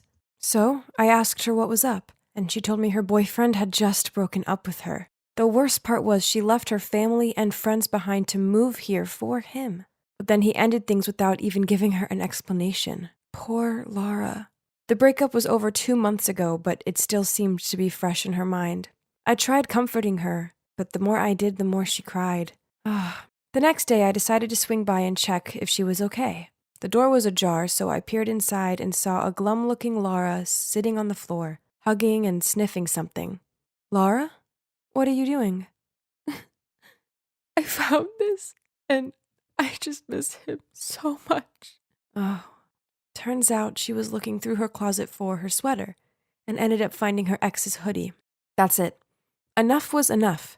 It was time I finally returned the favor and saved Laura just like she'd saved me back in 5th grade. You'll never move on if his things are staring you in the face. I told her it was time to get her ex's belongings. And you know what? She had a whole big box of his stuff. I took a look, and that's when I saw a photo of them. This is him? I couldn't hide my surprise. Yeah, that's Cameron, my boyfriend, or should I say my ex? Why do you ask? Oh, nothing. Just thank God you're not together anymore. The word jerk is written all over his face. Then we threw the whole box in the dorm's dumpster downstairs. The poor girl looked like she wanted to jump right in there to retrieve it. I'm going to help you get over this guy. I promise. You're about to discover just how fun being single can be. Oh, you're single too? Yeah, of course. Now that her ex's stuff was in the trash where it belonged, it was time to live our best happy single lives. Each morning, I dragged Laura jogging around the park with me and showed her how to prepare delicious, healthy meals. Can you believe that she didn't even know how to boil an egg without burning the pot? Yep, I know. It's shocking. Then one time, her basin blocked up, and she was totally freaking out. I came to the rescue with my trusted plunger and showed her how to fix it. Easy peasy. And best of all, no man was needed to save these damsels. Next, I needed to show Laura how to enjoy life because all she seemed to do was slump around her room. So, on Saturday night, I dragged her and Kayla to this really cool bar. Man, I'm thirsty. Martinis? My treat. Hold up, Laura. Do you want to know how to get free drinks? And then I told her to walk past some guys, flip her hair, and wink at them with the cutest smile on her face, and bam! Just like that, we had drinks bought for us. Laura seemed very happy with what she just accomplished, and that made me happy too. Only Kayla didn't look so thrilled about it. Maybe her martini tasted too bitter. While we were having fun, my phone suddenly rang. Oh my God. I've been longing for that call. But why now? I put it on silent and continued chatting. Why aren't you answering? Oh, it's nothing. Are you sure? Seems important. Yeah, no worries. Before I could finish my sentence, I suddenly heard someone calling Laura. Laura? Oh, Jack! Hi, it's been so long. I'm surprised to see you here. Are you alone or with friends? Before Laura could introduce us, the guy stared at me. Hey, I think I know you. Nah, I don't think we've ever met. I immediately denied it. But this guy was so insistent, he kind of made me uncomfortable, that I accidentally knocked over my glass. Then I had to make a mad dash to the bathroom to clean myself up. Anyway, that night was great. I was kind of proud of myself for proving to Laura that being single wasn't so bad after all. But then, the very next morning, disaster struck. Kayla ordered me into Laura's room, where she was curled up on her bed, holding a photo of her and Cameron. Ugh, so much for getting rid of all reminders of him. Laura sobbed out that Jack told her that Cameron was seeing someone else, and now Kayla had come up with an idea to get revenge on him. I know this hurts, but please, just ignore him and move on with your life. Pfft, what do you know? Are you on Laura's side or her jerky ex's? I just ignored Kayla and tried to talk to some sense into Laura.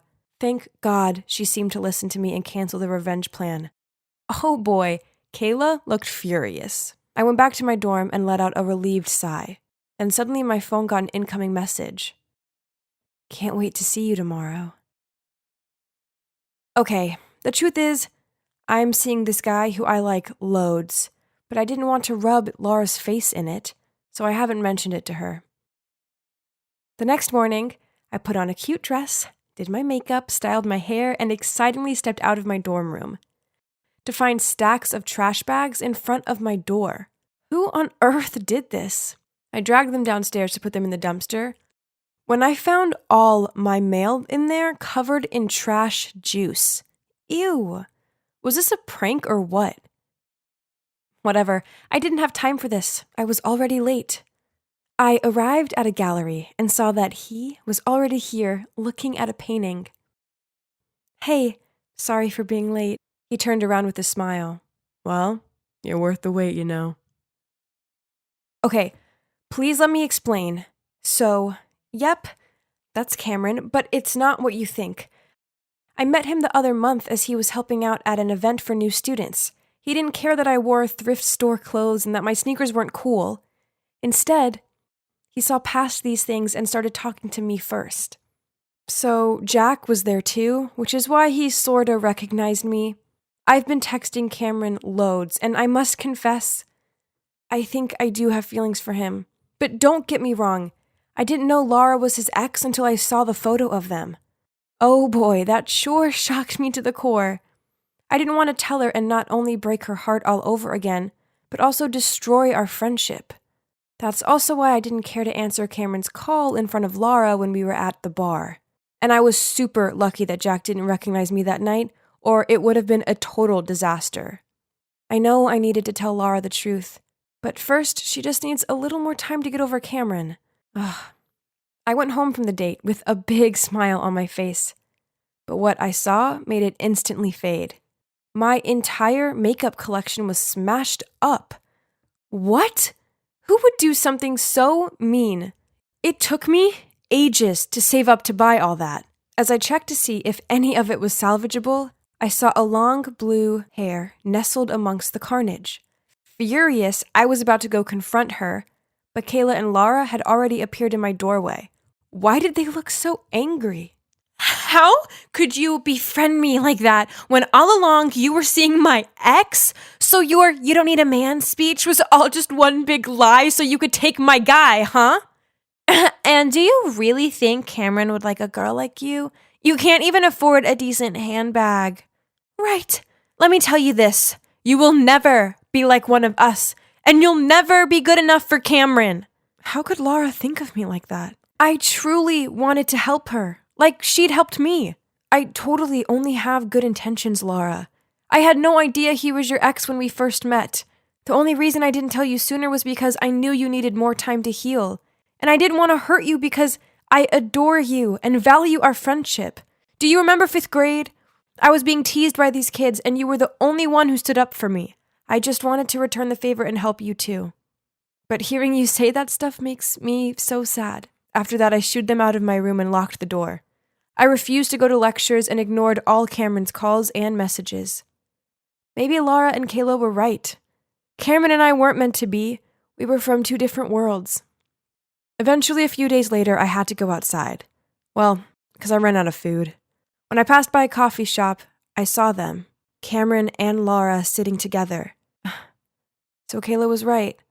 A rich guy like Cameron would never like an ordinary girl like me. I couldn't live in the same dorm as Laura anymore, so I was packing my stuff to move out of there. Suddenly, I heard Laura's voice. "Are you running away from your problems like I did?" I ignored her and continued packing. You know, I met Cameron and we had a long talk. He finally told me why he broke up with me. It was because I was too dependent on him and I couldn't do anything on my own. But you helped me stand on my own feet. And for that, I can never thank you enough. Laura, I honestly always wanted to tell you the truth. I know, but it doesn't matter anymore. You know, the important thing now is to enjoy my independent single life, right? Oh, I got you these. Kayla was way out of line destroying your things. Also, I think there's someone who wants to see you. Suddenly there was a knock on the door. I opened it and, oh my God, standing there with a huge bouquet of flowers was Cameron. So it looks like I can continue getting to know Cameron now, and I don't have to move out anymore. But do you know what the best part of all is? I have my friend back. Hey there, I'm Evie from Georgia. So, I look like a regular teenage girl, right? Just you wait till you see what I can do. Kids these days are so rude and unruly. I blame the parents. There's just no discipline anymore. See? They don't even respect their principal. But no big deal. I know just how to handle them. There we go. Just a few words and the class immediately went silent. What is this, Mrs. Gardner? That trip was all we've been looking forward to for months. Thanks to everyone's disruptive behavior. Well, to be exact, thanks to the actions of you, 25 out of 300 students, no one has anything to look forward to this year. Okay, then go on, ma'am. Punish us. But why drag the whole year group into this? Other classes will definitely not leave us alone after this. Nobody likes being punished. That's why it works. Now, let's see what your peers make of this, shall we? The whole class was buzzing with, "So unfair! Abuse of power! Wicked witch!" Oh my. These kids, always full of energy. Go back to your seats and write an apology letter to Miss Helen, along with a promise to never misbehave again, or else. All of them reluctantly sat down. And there we have it. Oh my God. Who are you? It's just that these unruly students need to learn a lesson for getting Mrs. Helen so exhausted that she ended up in the hospital. And so you just decided to mimic me. Well then, please inform your mum. We will have a talk about this. Here, tomorrow morning. I glumly walked home as slowly as possible. As soon as I walked through the door, Mum was glaring at me. Yup, my mum is Miss Helen, the kindest homeroom teacher ever. However, the kids in her class made her life a misery, which led Mum to get high blood pressure and end up in the hospital.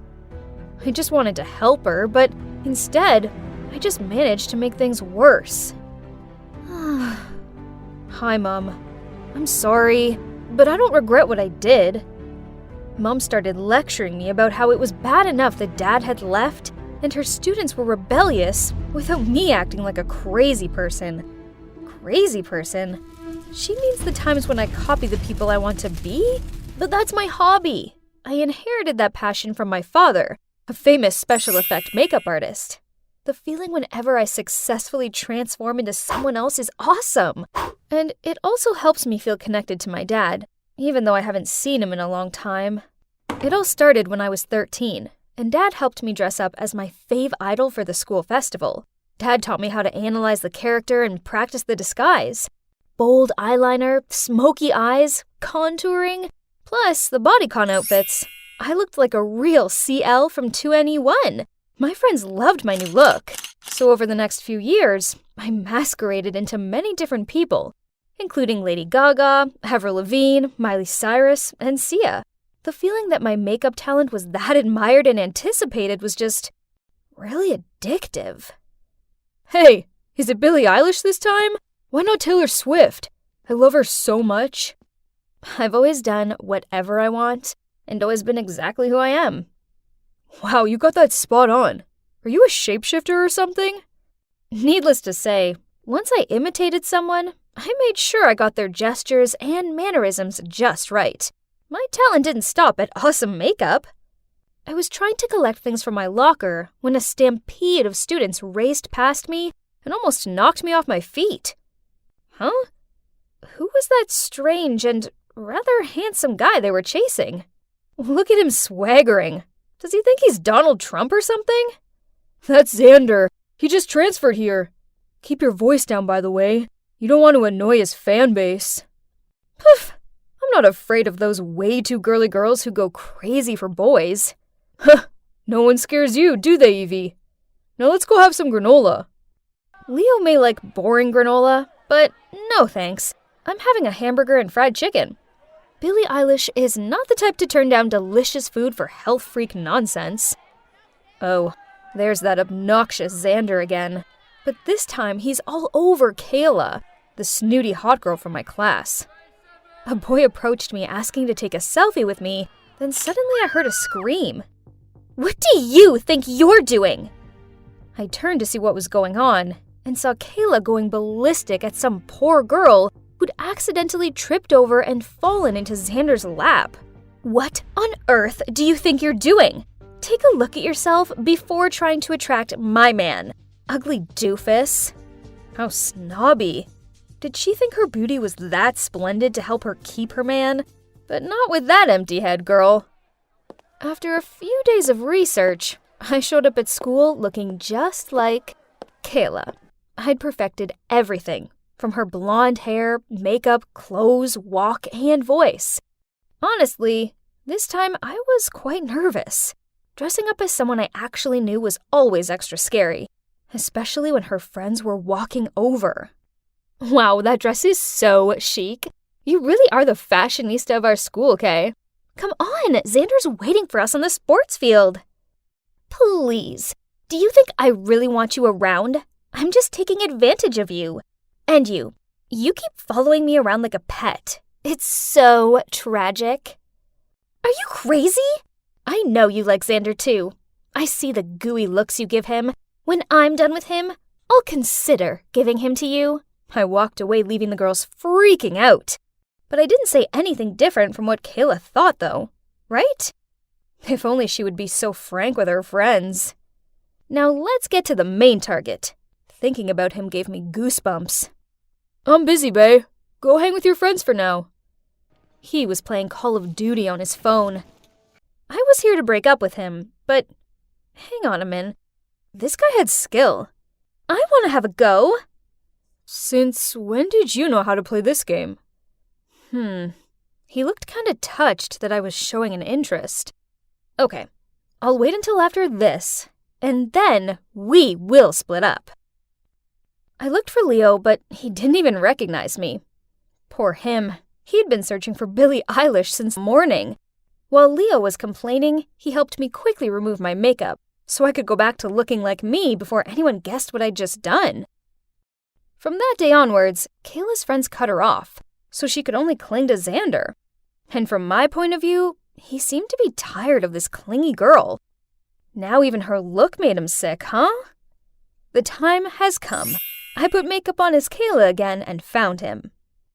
I want this bag. Don't try to trick me with a fake one. Okay, as you wish. I want you to give up COD. That way you can only stay by my side. Okay, I'll follow you all day. I want to throw a party and invite the whole school. Your task is to get everyone to gather around me like they used to. If you can't do that, we'll break up. Deal. But I see everyone likes you. Right, Evie? Holy mother! Did he recognize me already? But since when? I have to acknowledge your talent. If only you hadn't shown me your charm, you wouldn't have been exposed. Well, Kayla looks like a picture, but a dull one compared to you. You have such a good eye. However, you're no different from her. Miss Helen is your mom, right? Don't be surprised. I'm a better observer than you think. Just like you. I know that Kayla was the instigator of the disturbance in the class that sent your mom to the hospital. I already apologized to your mom for Kayla's behavior. And if you want to know why I did that, it's because I have a big crush on you. Oh my god. I didn't expect things to turn out this way. But, okay. Taking it as a slap in the face for Kayla on behalf of my mom, I still agreed to date him. The next day, I showed up again at school as Ariana Grande, simply because I wanted to. But this time, I also played another role, Xander's girlfriend. As usual, every time I dressed up as a new character, all eyes were on me. But this time, it was more epic when I walked side by side with the hottest guy in school.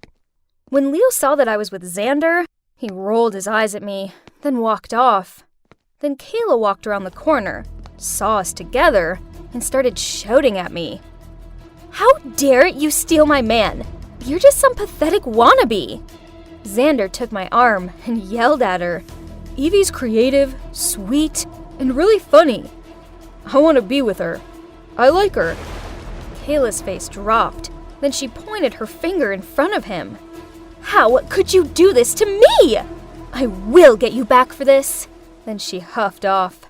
Xander looked at me and asked if I was okay. Then he invited everyone to a party at his house that night to celebrate the fact that I was now his girlfriend. Was he serious? But whatever.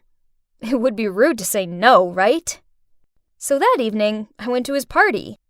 To my surprise, Kayla was already there, so I flirted with Xander to annoy her further. Then suddenly, Xander leaned in close to my face, which made my whole body feel hot. What was happening? He was going to kiss me? But then he whispered in my ear, "You haven't told me how you feel about me yet." You were looking forward to this answer, weren't you? But before I could reply, Leo appeared out of nowhere, grabbed my hand, and dragged me out of there. Ugh! What on earth are you doing? I'm the one who should be asking you that question. What on earth were you going to say? That I have feelings for you too? This whole thing is a setup between Xander and Kayla to humiliate you. Lucky for you, I arrived just in time to overhear Kayla talking to her friends about this dirty plan. Are you done talking? Do you really think I'd fall into their trap that easily? I already know their dirty tricks, and I was about to tell everyone what jerks they are. But then you showed up and ruined my plan. I don't care how clever and perfect your plan is. How long are you going to continue this tiring game of dispute? They think just because they're both hot that they can treat everyone else like they're puppets. Well, I've had enough. Evie, you're better than this. I don't like this revenge-seeking version of you. Can you please just stop it and go back to normal? Leo walked away in a huff and left me out here alone in the street. I stormed home and took off my makeup. Why was Leo so mad at me? I did nothing wrong. The gentle Leo I knew never had gotten mad or even went against my will, and was always the most enthusiastic supporter every time I imitated someone. What had gotten into him? I called him continuously, but Leo turned off the phone. Ugh. I felt so alone, it was horrible. Then I heard a knock on my door. Mom peered her head around it. Seeing me upset, she came over and cuddled me. It felt good having her comfort me, so I ended up blurting out everything to her. It sounds like Leo was just worried about you. But as for Xander and Kayla, they're not worth your time or effort. Don't become someone you're not just to get revenge on people who don't deserve you. But suddenly, I heard rustling outside of my bedroom window. Then Leo poked his head through it. If you're not tired, then keep copying. You keep following me around like a pet. Go live your own real life. Mom and I both laughed along with him. Then I hugged Leo and told him I was sorry. It's true that pretending to be someone else is exhausting, and I must admit I was wrong to use Kayla's name to sabotage her relationships. Tomorrow, I'll find her and apologize, even though I don't want to, but I have to find a way to end this peacefully. Then, I can focus on just being me for a while, without any of the drama.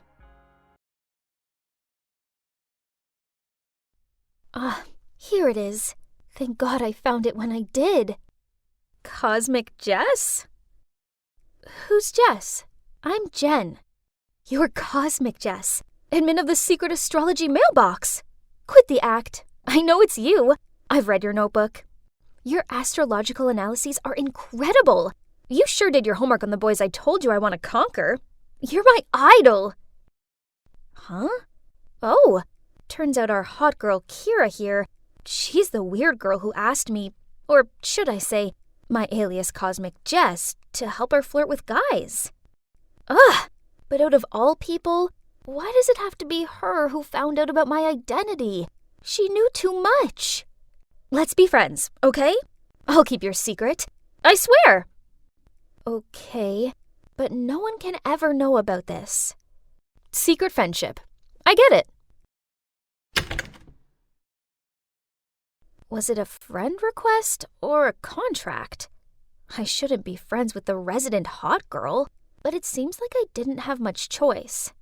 If anyone finds out that I'm Cosmic Jess, then I'll be kicked out of the astrology admin group. Hey, are you blind or something? Can't you see the road? I picked up my books in silence. It's best if I don't get involved with this attention seeker. I was about to leave when Rebecca grabbed my hand. You can't just leave. You broke my new iPhone screen, so I want to know what you're going to do about it. Is your head just for decoration or what? As you're acting like a brainless brat. What are you looking at? Don't you know who I am? And why are you rolling your eyes? Kira didn't stop there. By the time she'd finished taunting Rebecca, she caused her to run off crying. Then Kira winked at me and walked off. A famous, cute Leo wants to be my friend. I guess that's not a bad thing, right? Beneath her competitive and brash exterior, Kira is actually a warm and optimistic girl. No surprise, though, as Leos are extremely dedicated and sincere. She even gave me this beautiful white dress, just 'cause she said it'd complement my skin tone. Oh no! Now I've ruined it! Stupid ketchup bottle! I rushed to the bathroom to try and fix it. Jasmine, give me the soap bar! SOS! Here! Oh my God, what? Through the curtains, I saw the silhouette of a tall boy showering. You should stop breaking into the bathroom like that. We have a new tenant. Wait, can I please finish up here before we have formal introductions? Jasmine apologized to him, then dragged me out of there. Turns out that's Mark, my older brother David's classmate, and he would be staying with us while he completed his internship. Mark walked out of the shower not long after that, and oh my God, he was gorgeous. Look at that sun-kissed skin, lean muscles, and bright smile. Thank you, universe. He introduced himself, but my ears were ringing, and I couldn't hear a thing. Cupid had hit me. He even helped me clean up the ketchup all over the kitchen carpet and floor. What a nice guy. Then when the coast was clear, I snuck into David's room and rummaged around, trying to find some more info about this hot friend of his. There it was. Mark was born on May 22nd. So he's a Gemini. A perfect gift for an Aquarius girl. I went to school with a spring in my step. Oh, what a glorious day! I hurriedly lined up as I heard the coach's whistle. News on the grapevine was that we had a very handsome new basketball coach. Oh, come on. How could a coach be handsome? But, oh my gosh, That's unbelievable. Mark, the dreamy Gemini guy from my house, was also my new coach. What more proof did I need that this was destiny? After school, I was about to tell Kira about my destiny when she gave me info about her new target, a Taurus boy. This was the second time in a month. I was about to lecture her, but then she bribed me with the new Jan Spiller book. So, I took a look at their birth charts. Interesting. After so many mismatched attempts, Kira may have found her perfect match. But after a week of trying to impress this guy, Kira failed miserably. This Taurus guy doesn't like my enthusiasm. I just don't get it.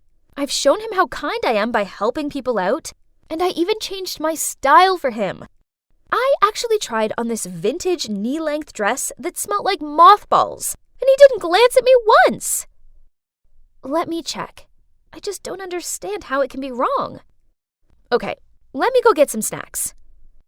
I recalculated and redrew the chart, but still couldn't figure it out. Maybe he already had a girlfriend? Or perhaps he wasn't into girls.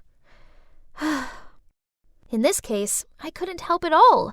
Just had to close this Leo-Taurus case and open up the Aquarius-Gemini love story. I flipped through my chart and Mark's. We matched perfectly, and I just drew hearts around the picture of him glued on it. Ah! I have shocking news, Jen! Kira's piercing scream startled me. Why the hell is the gym teacher downstairs in your house talking to Jasmine? Oh, he's staying in David's room for a while. What? Why didn't you tell me that hot news? Wait, what's in your notebook? Don't tell me it's Mark, okay? I quickly turned around to get the notebook, but Kira was faster. So, you also like Mark. That's why you gave me the advice to be an idiot in front of him, right? Huh? Your Taurus guy is Mark? Of course, I didn't know that. I mean, he's not even a Taurus. Yes, he is. But you knew this. Now you're trying to trick me with your false info so you can find out more about him. If you want, I'll leave him to you. I'm not that needy. Not like you. Unbelievable! Do you really think you would have been able to pick those ex-boyfriends of yours up without my advice? Duh! I'm a beauty queen. You're just helping me speed things up. Beautiful, but boring. The personality that won over all those guys was built by me. That's not who you are. Boring? How dare you? I'll show you just how far from boring I am. Kira then left. Okay, fine. She's living in La La Land about herself. Talk about delusional. Poof, I don't need such an unreasonable friend.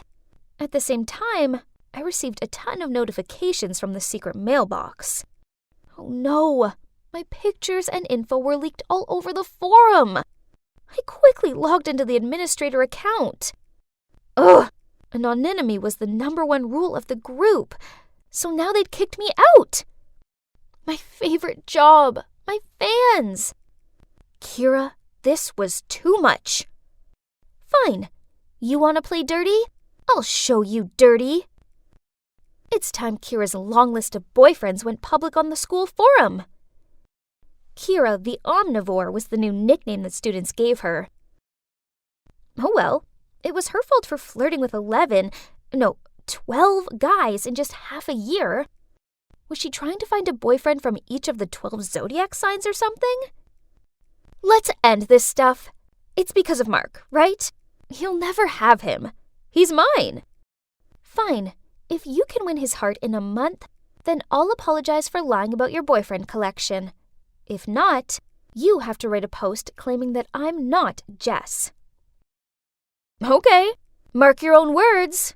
Kira is a competitive girl, but in this fight, I would definitely win. I mean, come on, she couldn't even get Mark's star sign right. Even though she's a terrible cook, Kira still tried to send some disgusting cakes that she made to my house for him. But of course, Mark threw them in the trash after the first bite. She also feigned feeling faint and fell into his arms in every basketball lesson. Huh. Mark looked so uncomfortable. Not surprising, really, seeing as he's 100% Gemini, not Taurus, so her fragile girl act wouldn't work on him. As for my relationship with him, well, that was coming along nicely. And thanks to our assigned star signs, all I had to do was just be myself. For instance, the other night, when I just happened to mention there was a shooting star, he enthusiastically made me and Jasmine go along and watch it. Then last weekend, he invited me and her to a friend's farm, which was so much fun. I saw the cute looks he was giving me, so if Jazz hadn't been there, he definitely would have confessed his love to me. And it was true that I didn't have to wait long, as that night, I suddenly heard a knock on my door. How sweet!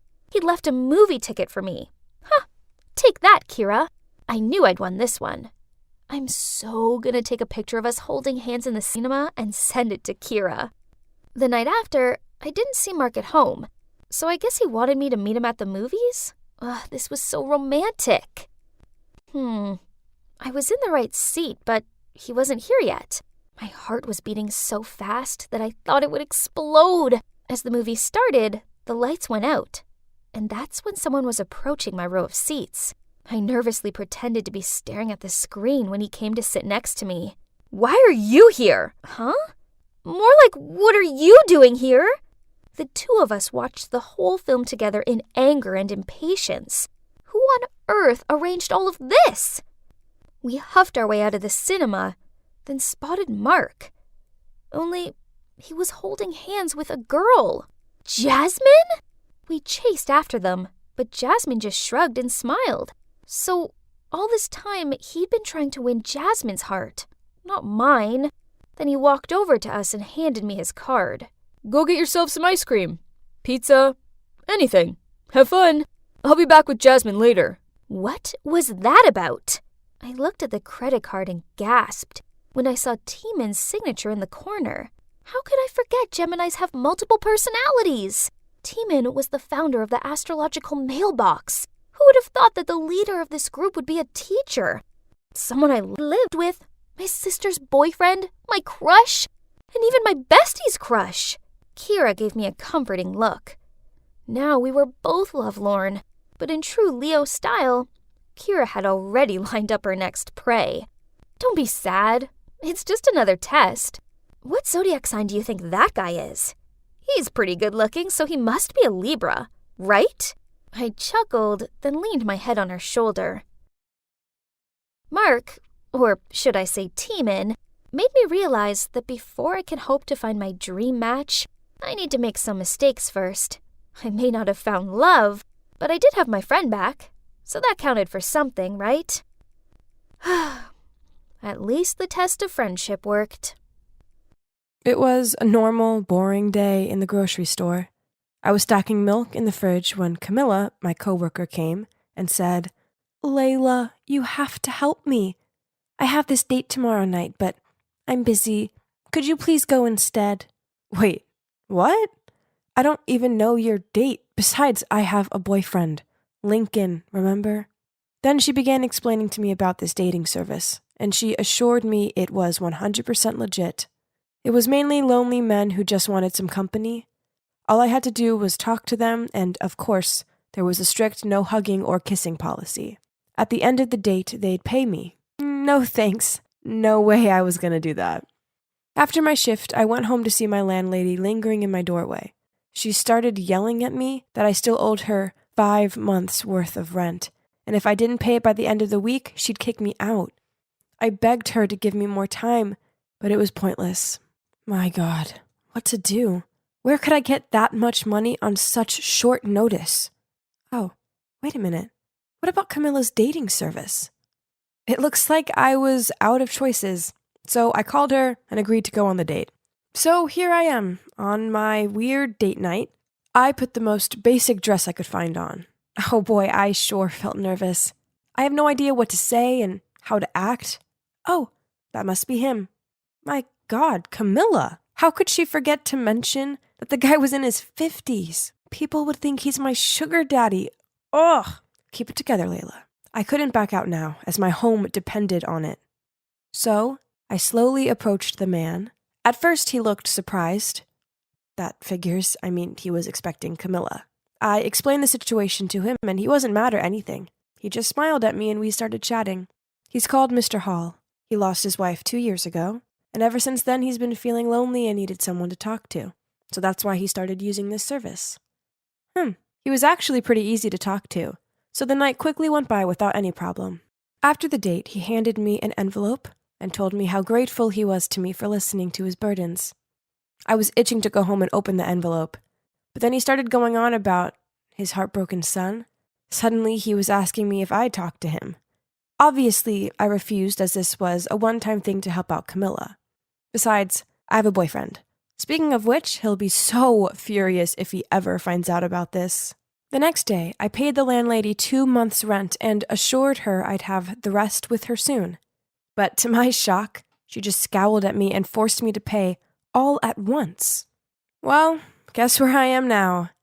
In a cafe, waiting for Mr. Hall and his son. Ugh. Oh, there he is. And that must be his son. Geez, could he look any more annoyed? Hi, I'm Layla. Nice to meet you. Save it. I'm only here because he forced me to. So just let's get it over with. Layla, thank you for coming. This is my son, Leon. Please don't mind his attitude. Then Mr. Hall left us alone.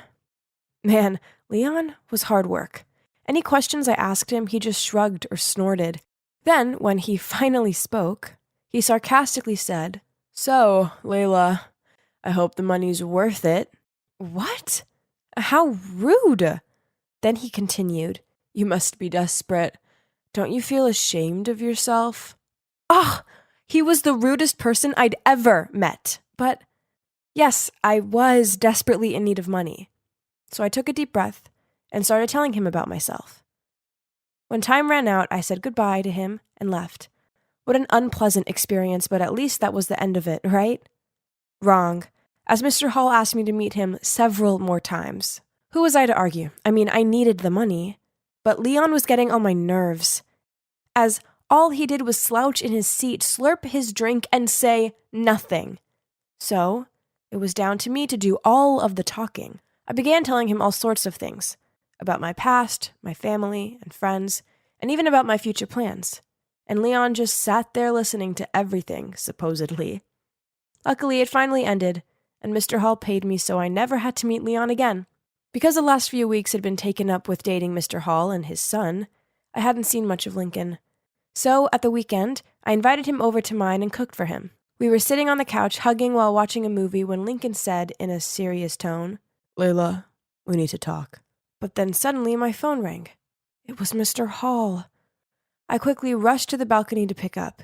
He wanted me to be Leon's +1 at his eldest son's wedding, and he was willing to pay double? Ugh, that sounded awful, but besides rent, I also had to pay for college fees and food, and my measly income from the grocery store didn't come close to covering it at all, so I reluctantly agreed. When I returned inside, I asked Lincoln what he wanted to tell me. He hesitantly said that he had to go on a business trip for 2 weeks. Well, maybe it was for the best, so I could go with Leon without worrying about my boyfriend. Ugh, I felt so guilty. I swear this would be the last time I was going to do this. Leon arrived to pick me up, and as soon as he saw my dress, he insisted I couldn't wear such an ugly thing. Ugh, he was so rude. I told him I had nothing else suitable, so he drove me to a dress boutique, then told the staff to bring the most beautiful dress in store to try on. Oh my, it was stunning. I was overwhelmed when I saw myself in the mirror. Well, I definitely looked amazing in it, and Leon must be thinking that too, 'cause he couldn't take my eyes off me.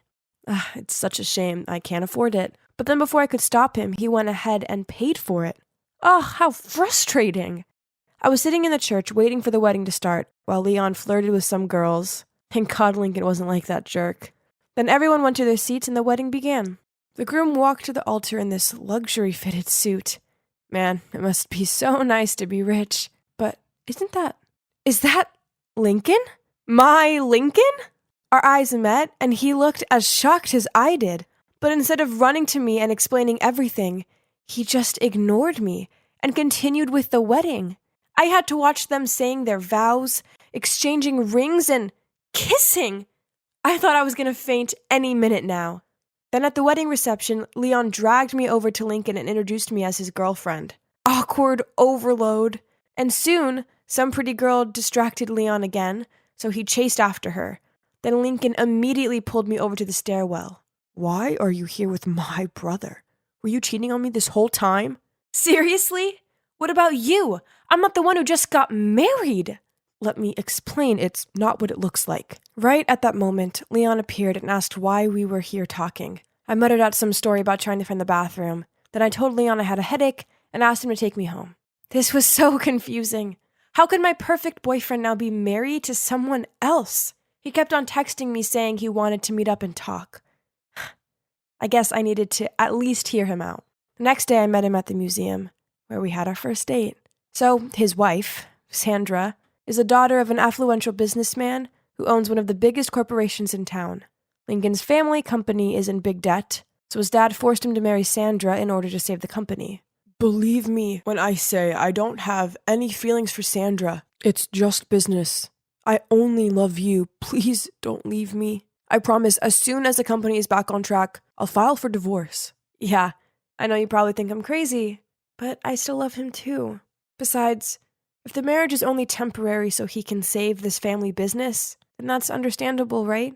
He kissed me goodbye and left. But after that, Lincoln changed. Every time I texted and called him, he told me he was busy and would call me back. But he never did. I guess married life was preoccupying him. As if this wasn't frustrating enough, I had to put up with Leon. He kept on appearing at my place and bothering me. One time he showed up drunk, complaining about his ex-girlfriend, who'd just married someone else.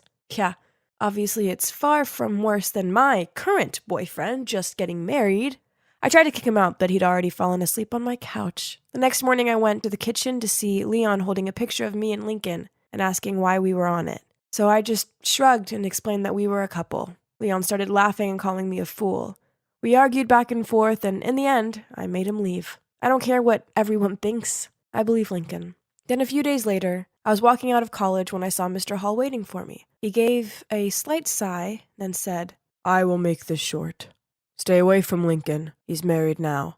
Layla, I'm fond of you, but if you try messing with Lincoln's marriage, I won't hesitate in making things complicated for you. Oh my God. I can't believe Leon snitched on me. Ugh, what a giant baby. In anger, I took out my phone and gave him a piece of my mind. Oh my God. I can't believe you told your dad about me and Lincoln. You're such a jerk. Just leave us alone and mind your own business. If you trust Lincoln, then that's on you. But he's not as innocent as he makes out. He and Dad would do everything for the company. What did that mean? I hung up without letting him say another word. This jerk didn't even try to cover up his action. I couldn't just let them do this. I needed to fight for us. So the next day, I walked straight into Mr. Hall's office, even though his secretary tried to stop me. I told him right to his face that I would never give up on Lincoln despite his threats. And you know what? Forcing your son to get married just to save the company makes you a coward. Mr. Hall burst out laughing. Well, what came next was far from funny. Turns out it was Lincoln's idea to marry Sandra. Leon was right. Both of them would do everything for the company. Another thing, Leon didn't tell Mr. Hall about Lincoln and me. He saw us talking at the wedding, so we hired someone to investigate us. I was totally wrong about Leon. Right at that moment, Lincoln walked in and stopped dead on seeing me. Layla, what are you doing here? You liar. I can't believe I trusted you. Please hear me out. I took the iced coffee from Mr. Hall's desk and splashed it in Lincoln's lying face. We're done. Overcome with emotions and feeling like a massive fool, I rushed to the nearest bar to drown my sorrows. I was about to down my fourth shot when a hand stopped me. Can Lincoln just leave me alone? But when I looked up, it was Leon. Why are you so good to me? I mean, I blamed you for telling your dad. You should hate me. Because I like you. I felt like the room was spinning upon hearing his words. Then everything slowly came to light. Leon was devastated when his girlfriend broke up with him. But then he found out she did it to be with his brother. Yes, you heard me right. His ex was none other than Sandra. At first, Mr. Hall forced Leon to marry Sandra for the sake of the company. Even though Leon was crazy about her, he didn't want to marry her under those stipulations. Lincoln overheard their conversation, so to gain his father's trust, he charmed Sandra away from Leon. Oh my god, this family was crazy. I didn't want anything to do with any of them ever again. So I just rejected Leon's feelings, ran straight out of the bar, and cut off totally with all of them. So what now? Well, I graduated last month. So after that, I decided I needed a fresh start in a shiny new city. So far, so good. I have a new job, which I adore. And it's so good knowing I'm not going to run into that jerk Lincoln or his dad. I know what you're wondering. What about Leon? Well, one day, I was walking out of my apartment when I saw a familiar face. Yes, it was him. Turns out when Leon heard that I was moving to another city, he moved too. I thought it was sweet that he was willing to leave his family, friends, and job behind just to be with me. Maybe it's time to gradually open up to him, don't you think? Well, time will tell. Too bad my story has to end here. Wow, this cake tastes like heaven. I reached out to grab another piece when I heard a growl behind me. I told you to be graceful, didn't I? Then, Mom pulled me over to greet this smartly dressed couple. Ugh, again. They looked me up and down, then said, I heard that you're a gifted pianist. We would love to hear you play. Huh? Piano? I'd never played it before in my life. Before I could say a word, Mom chimed in. Unfortunately, Phoebe's just sprained her wrist. Maybe next time. I looked at her confused. Why would she lie like that? Jeez. Mom, why did you say that I could play the piano? Yes. I may have bragged to them that all of my adopted children are excellent. What can I say? All moms boasted about their kids, right? And yep, I'd grown up in an orphanage before Mom welcomed me into her family. This place is pretty grand, huh? I found it overwhelming at first, and ended up getting lost trying to find my room. Luckily, there are plenty of my adoptive sisters around to show me where to go. I do have 10 of them. Yep, you heard me right. 10. It was as if I had just moved from one orphanage to another, only no more orphaned. And we're all similar ages, which is unusual, as foster parents often prefer younger kids. They said us teenagers are rather stubborn. Not to mention how my adoptive dad is never around. Seriously, I couldn't even tell you what he looks like. So it's just us girls here. I got on best with Collins. She's a couple of years older than me, and we share the same bedroom. As much as I liked living with Mom and my sisters, Mom did make us all do strange things, such as wear cheesy clothes and walk in a straight line. Worse still, she forced me to learn the piano. Ugh, I was not at all musical. I just made a right din. She also taught me how to eat properly, but it did kind of feel like a dog training session. I was only allowed to eat when she showed a signal, and by the time I could catch up with how to use the silverwares, the meal was already finished. Ugh. But I suppose that's how every mom teaches her daughter, right? And apparently, Mom didn't have the patience to coach me anymore, so she handed me over to Collins, her star daughter. We spent an hour every day talking together, or rather, she gave me pointers on how to talk correctly. Collins said I needed to control my volume because I had a tendency to shout my words, and it wasn't very ladylike. I had to whisper at the same volume as her, and also choose my words carefully to show intelligence and grace. Ugh, maybe it'd be easier if I just didn't say anything at all from now on. Aside from Collins, I didn't have a chance to get to know my other sisters, as Mom made each of us pursue a different aptitude. Then we had to perform for her on our monthly assessment. Mom's overall very gentle and caring, but too strict when it comes to training. So we all have to spend a lot of time and effort in practice. One day I was trying to make sense of the music sheet when I heard Lexi complain, Ugh, why does Mom force me on this mission impossible? So boring. What? At least ice skating is 1,000 times more fun than the piano. If only. An idea popped into my head. That night, I went to my mom and timidly said, Mom, I want to switch from piano lessons to ice skating. I can exchange with Lexi. What? No. But why? Lexi doesn't even like ice skating. Well, it's because I can see potential in each one of you, so it's impossible to switch. Frustrated, I went back to my room and began whining to Collins, but she thought that it wasn't a big deal. Mom knows what's best for us. Well, that I'm not too sure about, 'cause yet we didn't even get to go to school. As Mom said, her homeschooling was enough. While I only found her method rather strange, I've dreamed of this perfect life with an amazing mom, but Mom was never very affectionate. It didn't matter how much we studied or tried to perfect our chosen hobby. She never cuddled or praised us, not even Collins, who's the smartest girl here. I was desperate to impress Mom, so one time I spent ages making this Portuguese appetizer for her, but all she did was take one bite and say it was okay. I asked her if she didn't like me, but she just replied in a growl tone that she was helping us to have a high position in society and a bright life. But I don't need those things. I just wanted her to like me. This place is so stuffy, and the only time that I can actually breathe is when I'm on my Friday morning bread buying errand. Ugh. Then suddenly someone patted me on my shoulder, which startled me so much I dropped my stuff. Hey, it's really you.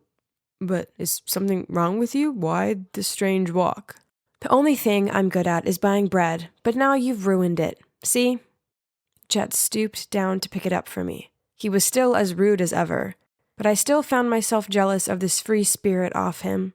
We used to be a perfect match at our orphanage, and quite embarrassing to admit, but I was very naughty back then, and often shoplifted with him. You could go steal some more. Remember our tricks? I have to tell you 3 things. Firstly, I've been adopted. Secondly, my adoptive family is wealthy. And finally, I'm being educated to be a noble lady, so no more stealing. That's ridiculous. I also have 3 things for you. I've been adopted too. My parents love me so much. Oh, and they're cops. We looked at each other and burst out laughing. So we were both caught, weren't we? Jet and I sat down on a nearby bench to catch up, and when I poured my heart out about my new family, he interrupted me. Sounds strange to me. Why would they only adopt teenage girls? And what are those training lessons and monthly evaluations for? Then, Jet insisted that he would investigate my adoptive family. That's silly. But anyway, it's fun to reunite with a friend, and we agreed to hang out every Friday after that. And here comes my first assessment. Of course, I couldn't even play a simple melody, so I had to study for 3 more hours every day. My sisters suffered even more. Kinsley was forced to abstain from food because she weighed 2 kilograms more than the standard. In contrast, Willow had to eat continuously at night in order to gain 5 kilograms. If it's to this extent, then it must have not been simply for the sake of the casual boasting of a mom, right? On the next Bread Friday, I told Jet about last week's assessment. He firmly stated that there was a problem with my family. I don't think so, Jet. Mom just wants the best for us. Listen, Phoebe, I think she trained you guys on purpose. Each of you has to be good at a certain subject, just like the shopping orders. Orders? Don't go too far. You know Kobe beef? Cows are made to listen to music, given beer to drink, and massaged, but in the end, you know what the outcome is. Oh no. Is that what this is? Mom always said that she would give us the best life, as long as we worked hard. Were we being tested and stamped like those cows? One day, I came home to Collins excitedly packing her suitcase. Mom said she's taking me to a new school tomorrow. So Collins was leaving? But where? I'll miss you, sis. Text me when you get there? But days passed without a word from her. I asked Mom, and she said that Collins' hard work paid off, and she'd been accepted into a prestigious school, but they had a strict no phones rule. Huh, that sounded sus. So I told Jet, and he insisted I report the case. Another Friday, Jet and I met at a church near the bakery. Why did he choose this boring place? I was looking around when I saw a group of schoolgirls coming out of the church. They all wore the same dull uniform, had their hair neatly tied back in a bun, and all obediently lined up. Then there I saw her. Collins? I was about to rush over to greet her, but the glare of the woman accompanying her scared me off. This was not right. I'd got to ask Collins what was going on. So I grabbed Jet's arm and went after the group. But they got into a black car and sped away. Maybe they chose this church as a place for their transactions. Smart, huh? They put everyone in school uniforms so no one would suspect them. But seeing those faces, I'm sure they're about to be sent to the black market soon. Black market? The thought alone made me shudder. I had to save Collins. I couldn't let Mom get away with this. That night, I tiptoed downstairs to eavesdrop. Okay, I'll deliver her this weekend. Correct.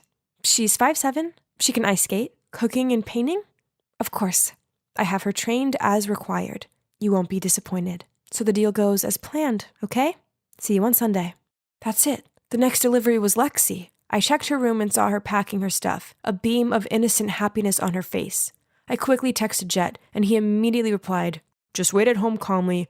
Don't act without thinking. I'll figure something out." That night, I couldn't sleep a wink. I was so terrified something terrible would happen to Lexi. So early the next morning, as soon as I saw Mom and Lexi getting in the car to leave, I snuck into the trunk, lay there without making any sound, and sent Jet the location. The car took a long time to stop. Had we finally arrived at the transaction location? When it seemed safe, I carefully climbed out and saw Mom talking to a fastidious-looking middle-aged woman. What did Mom say that made Lexi so panicked that she kept clutching Mom's hand? The woman handed Mom a rather thick envelope, then grabbed Lexi's hand and dragged her away. God, where was Jet? I couldn't just sit still like this and watch my sister being taken away. Let Lexi go! Now! Phoebe, what are you doing? Stop it. You're going to sell us, aren't you? I already know the truth. What on earth are you talking about, Phoebe? Furious, Mom pulled me away. Stop. Suddenly, 2 cops rushed in, ordering everyone to put their hands up. Behind them was Jet, still panting. Turns out they were Jet's adoptive parents. Help me! Mom is trying to sell me and my sister. Seeing that, the other woman quickly explained, "No, there must be a misunderstanding here. I'm just helping Gianna's daughter to enroll at my school." Bewildered, my eyes darted from Mom to the other woman and then to Jet. In the principal's office, I told everyone why I thought my mom was a human trafficker. They all gasped in surprise. I made you practice that hard just because I want you to get in here, the most prestigious all-girls school, so that you can have a better life. I don't want to go to this school anymore, Mom. She told me all about the harsh rules. This place is terrifying. You can't force your kids to do that. You adopted them, so you have to make them feel safe and loved. Miss Gianna, this is a prestigious school, and it doesn't need your scandal. You led me to believe that your daughters were naturally gifted, which now transpires is all lies. I won't accept any child from your family from now on. No, they're my children. They deserve the best. Then she begged the principal to withdraw her decision, but she firmly shook her head. Suddenly, Mom shouted, "Why? I just want them not to suffer like me, so what's wrong with that?" Then Mom burst into tears. It turns out that in the past, Mom was in love with a politician, but he decided it would further his career if he chose to marry a graduate from this prestigious school instead. Mom loved him so much, she continued to be his mistress. But despite being fully provided for by him, Mom always felt that she was inferior to his official wife, especially when he proudly boasted about his smart wife and talented daughters. Then, when she wanted to start her own family, he wouldn't allow it. In the end, she decided to adopt girls and train them to become excellent so that they could enter this school regardless of their background. So that's the reason why she did this to us. I have to admit, I did feel a bit sorry for her. All of this was probably just to ease the pain of her past. But Mom, we don't want to go to this snooty school. We just want you to love us and protect us. I'm sorry. I was wrong. I was only trying to help. I'm sorry. It's all my fault. Then she hugged me. So, in the end, my sisters and I finally have a truly happy family. Mom doesn't make us do any dumb tasks anymore. Instead, she lets us pursue our own dreams and passions. Now we all go to a public school and live out our normal teen lives. It's wonderful finally having an amazing mom, incredible sisters, and my pretty awesome best friend, Jet, all by my side. Good night, good night. Parting is such sweet sorrow that I shall say good night till it be Rio de Janeiro. The whole audience burst into laughter. What did I just say? Panicked, I checked the script again. Huh? It did say Rio de Janeiro. Ugh, I know she's behind it. Lisa! She must have messed with my script. You're probs wondering why I didn't run down to the stands and give her a taste of my shoe? Well, it's complicated. You see, Lisa and I used to be best friends. When I was 7, my family moved to this town, and Lisa was my neighbor. Back then, Lisa always seemed lonely, as she didn't have any siblings. Her mom was busy with work, and her dad was away on business. So I often came over to hang out with her, and eventually we became the best of friends. We had so many things in common. Oh, and even her dad was a cop, just like my dad. Lisa never mentioned him, but I know she missed him. But then our 10 years of friendship was recently ruined, just because of some boy. You see, Lisa liked this guy called Brent at school. So being the great friend I am, I tried to help. But Lisa found out that he'd been messaging me and thought that I was flirting with him behind her back. I tried to explain many times, but she refused to listen. So now, I became her reluctant enemy. Her sneaky tricks became commonplace. And on this occasion, she won, as she got the role of Juliet, while I was just a boring maid. On the day of the play, after finishing the final rehearsal, Lisa suddenly walked up to me and smiled. "Sorry about the audition. I've been thinking about it a lot and realized how childish I was." Then Lisa handed me a bottle of my favorite juice to make up. Okay, that's strange. Does she have two completely different personalities inside her or something? Or did she realize how great of a friend I am not to resent her petty tricks? Anyways, seeing as it was her birthday and all, I happily took the bottle of juice and wished her good luck. However, 15 minutes before the performance, I had the worst cramping pains in my stomach. I sprinted at rocket speed to the bathroom, and by the time I got out of there, the show was pretty much over. And guess what? I hadn't had anything that day, except for the juice Lisa gave me. Unbelievable! She did it to me again! I then rushed into the lounge of the drama club and rummaged through Lisa's bag. Bingo! Inside was a bottle of laxatives. She put it in my drink so I couldn't participate in the show. Ex-best friend or whatever, there's no way I'm gonna let her get away with it this time. Then suddenly, I found a vintage pocket watch sticking out from the innermost compartment of her bag. I held it in my hand and saw that the number 1999 was engraved on it. Why did it look so familiar? "Don't touch my father's belongings!" A voice sounded from behind me, and the next thing I knew, Lisa snatched the pocket watch from my hand. Why was she angry? I mean, I was the one who got done over, not her. And also, what did she mean by her father? I was still thinking about it when I arrived home, and suddenly saw someone sneaking around outside Lisa's house. Isn't that Dad? My dad looked around and then placed a beautifully wrapped gift in front of her door. It must be Lisa's birthday present, but why didn't he just hand it to her directly? When my dad came back inside, I quickly rushed over to him and asked, "Hey Dad, do you remember the pocket watch that you love so much? I haven't seen it for a while. Where did you put it?" Dad seemed to be flustered by my question. Then he muttered that he'd sold the watch to a pawn shop. I just nodded, but I knew he was lying, as he treasured that watch too much to ever sell it. Why did he give it to Lisa, then lie to me? Could it be that Lisa is my dad's illegitimate daughter? And the fact that my dad insisted on moving here, was it just so he could be close to his mistress and his child? Ugh! Lisa had stolen my role, and now she wanted to take my dad away from me too. I'd had enough. It's time for me to give her a taste of her own medicine. The next day at school, I made sure Lisa was watching as I flirted with Brent, then linked arms with him. She looked like she was going to explode with anger.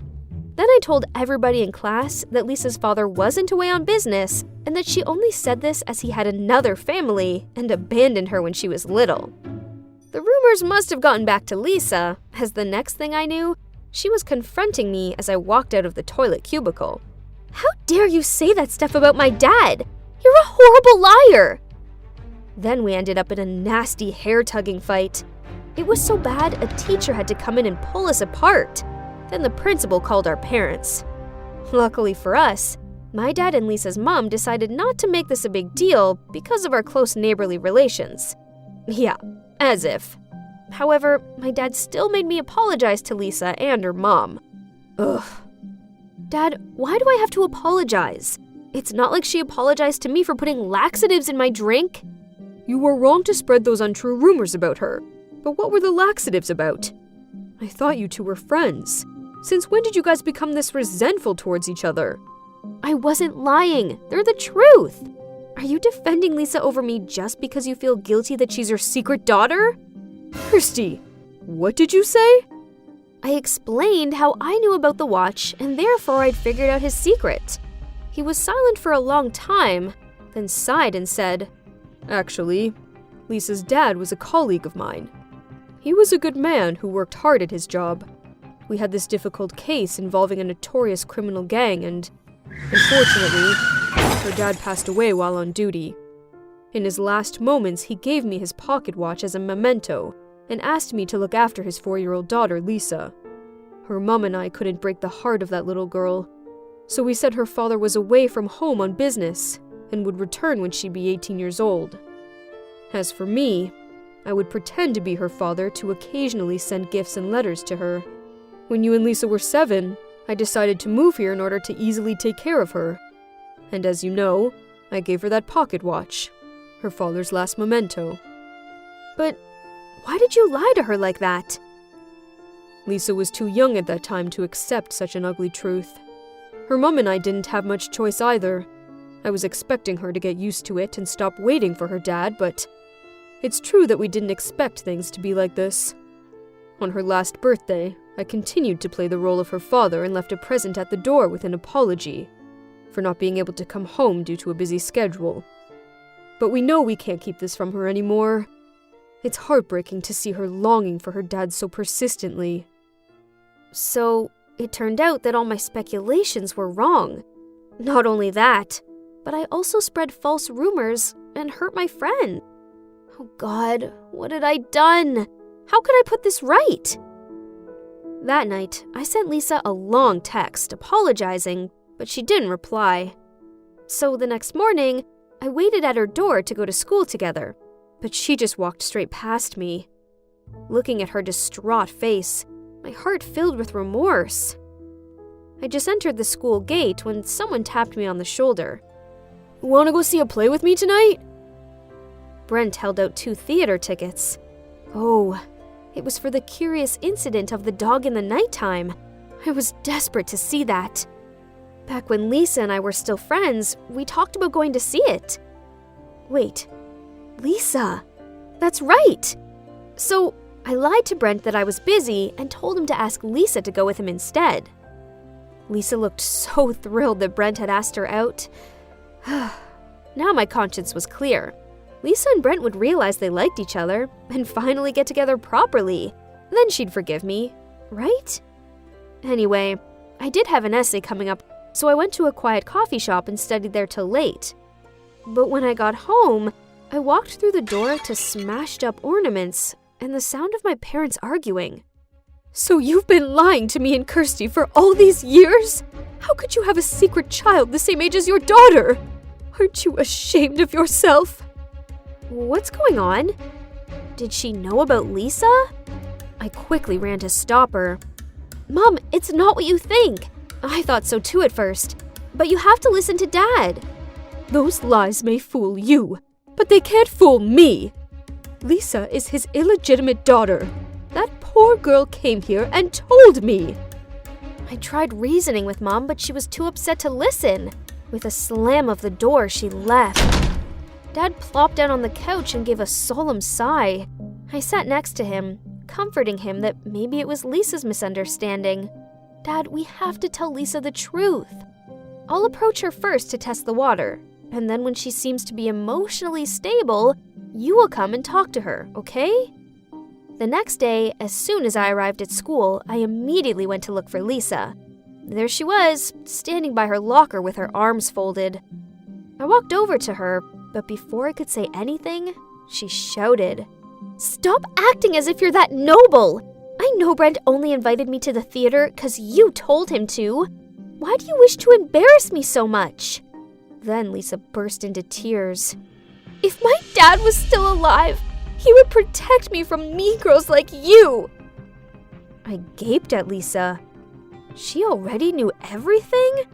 But if so, why did she tell my mom the day before that my dad was also her dad? I stood there, refused to move until she told me the truth. Eventually, she blurted out that on her 18th birthday, she saw my dad leaving a gift in front of her house. Suspecting something was up, she mustered up the courage to ask her mom everything. It devastated her to learn that her long-awaited dad was just totally a made-up lie by my dad. She was full of rage towards my dad and me, so she lied to my mom so we'd know what it felt like to have a broken family. I was furious. How dare she do this to my family? But as she sobbed out an apology, my anger faded right away, and I only felt so sorry for her instead. What she had gone through was really unbearable. I hugged her tightly and the pair of us cried our eyes out. When we both calmed down, we decided to have a frank talk with our families. I told Lisa I didn't mind sharing my dad with her, as he loves her like his own daughter anyway. But in return, Lisa needed to apologize to my mom and explain everything to her so she'd come back home. So finally, my mom has returned, and our two families are at peace again. I'm so sorry. I was out of my mind. I didn't mean to hurt you, Mom. Oh, I mean, Mrs. Lamont. Everyone burst out laughing. I also took the opportunity to give Lisa's mom a big hug and called her my mom, just like Lisa did. We were all chatting away happily when the doorbell rang. Lisa and I both went to open the door and saw Brent standing there holding a bouquet of flowers. He had this bewildered look on upon seeing us both here. But you know what? It doesn't matter which one of us he was looking for. There's no need for a boyfriend right now, because I already have my best friend right here. Or should I say, my sister? I can't believe I'm standing here in the middle of this frenzied concert with a crowd of crazy fans cheering for this Isaac guy, who I don't even care about. Hi, I'm Hazel, by the way. When I agreed with my friends to go on this road trip all the way to Carolina to attend a skydiving festival, well, this wasn't exactly what I was expecting. Yeah, that's them, Ivy and Zoe, the girls who tricked me into thinking this, their idol's concert, was the opening of the festival. There I was, eagerly awaiting some amazing aerial display or something, but instead, I was stuck in Fanville. Ugh, why were they so loud? My hearing better not be permanently damaged from this. And as you can see, being the only calm one here, they placed me in charge of their fan cams. Worse still, why did I specifically order these custom matching hoodies for us all? It made me look like I was part of these groupies. Finally, this din was over, but I was stuck amongst the slow-walking fans. And where were my friends? I couldn't even call them as my battery had died. I'll just get a taxi back to our Airbnb rental, then contact them from there. I'm too exhausted anyway. Let's just get out of this place ASAP. Forget about this chaotic night, as I'll be having a bird's eye view of the world at the actual Fall Fest tomorrow. And that's all that matters. Wow, this festival had everything going for it. From attentive service, amazing live music, and great food. It was so worth enduring that awful concert for. Everything was going great, until I saw Ivy's panicked face. Girls, it's our beloved Isaac. After the concert last night, he disappeared with a mysterious girl. Look at this hoodie. Does it seem familiar to you? Oh my God, that's one of our custom-made group hoodies. Could it be? I could clearly see Zoe's suspicious gaze on me and Ivy. What's that look for? Are you suspecting me? Well, whatever. It wasn't me, that's for sure. Ivy, you took way too long to get back to the car last night. As for you, Hazel, you were unreachable for ages. Geez, my battery died. I told you both this. And I have nothing to do with your precious idol. Besides, if any of us did run away with him, then we'd hardly be standing here, would we? Anyway, you two can stay here and doubt each other if you want, but I'm going skydiving. Then I stormed off. It's so frustrating that I've been dragged into this. My phone only died thanks to their stupid fan cams. That's enough. Let's just forget about it. I won't let anything ruin this moment. Guys, look! I'm amongst the clouds! 10,000 feet above the ground, and my breath is literally taken away. No matter how many times I've done this, it still feels just as thrilling as the first time. This adrenaline rush was crazy! Whoa, that was amazing! Thank goodness I managed to capture some spectacular footage of the beautiful city of Chester. Hang on. When I was close to landing, my camera spotted a familiar face. Zoe. Wasn't she meant to be preparing to fly? So why was she talking to someone in the parking lot?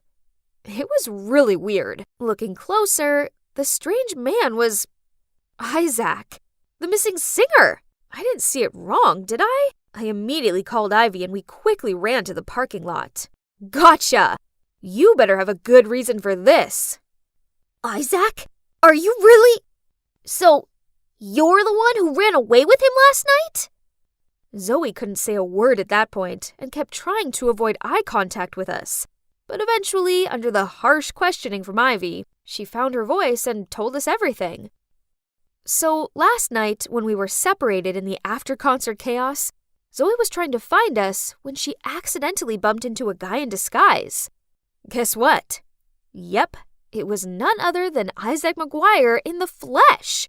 She almost screamed out his name, so he immediately covered her mouth and dragged her away. Realizing that Isaac was being chased, Zoe then put her hood up to cover her face and followed him without a question. This hectic schedule was just too much. I can't even remember the last time I had proper time for myself anymore. I need a break. Ugh, and I didn't care. But Ivy sure looked like she was going to drop a tear for her poor idol any second now. Well, you see? It's an emergency. I couldn't help but give him a hand.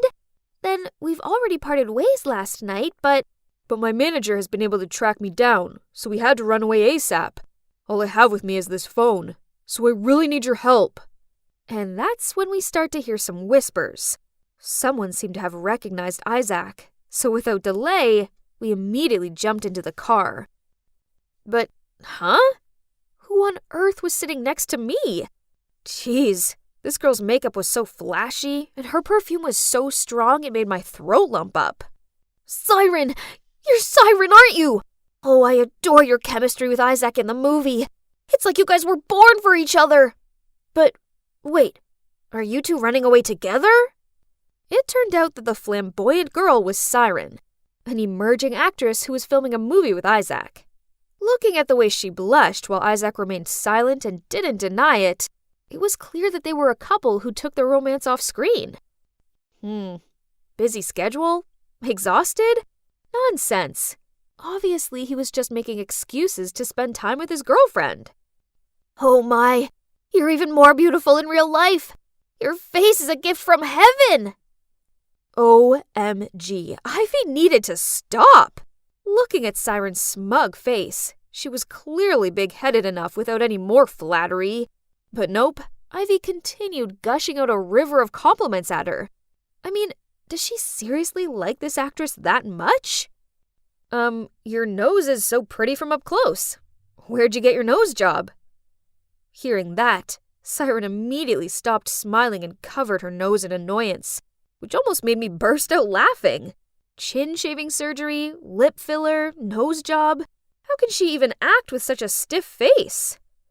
Sorry to bother everyone, but staying at a hotel is not a good idea right now. Can you guys help us find alternative accommodation? Yes. I volunteer to help you two. I watched in disgust as Ivy and Zoe frantically called and texted their acquaintances, but no one could help.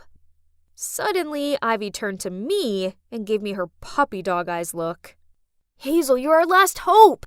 You must help us, please. Oh, not that again.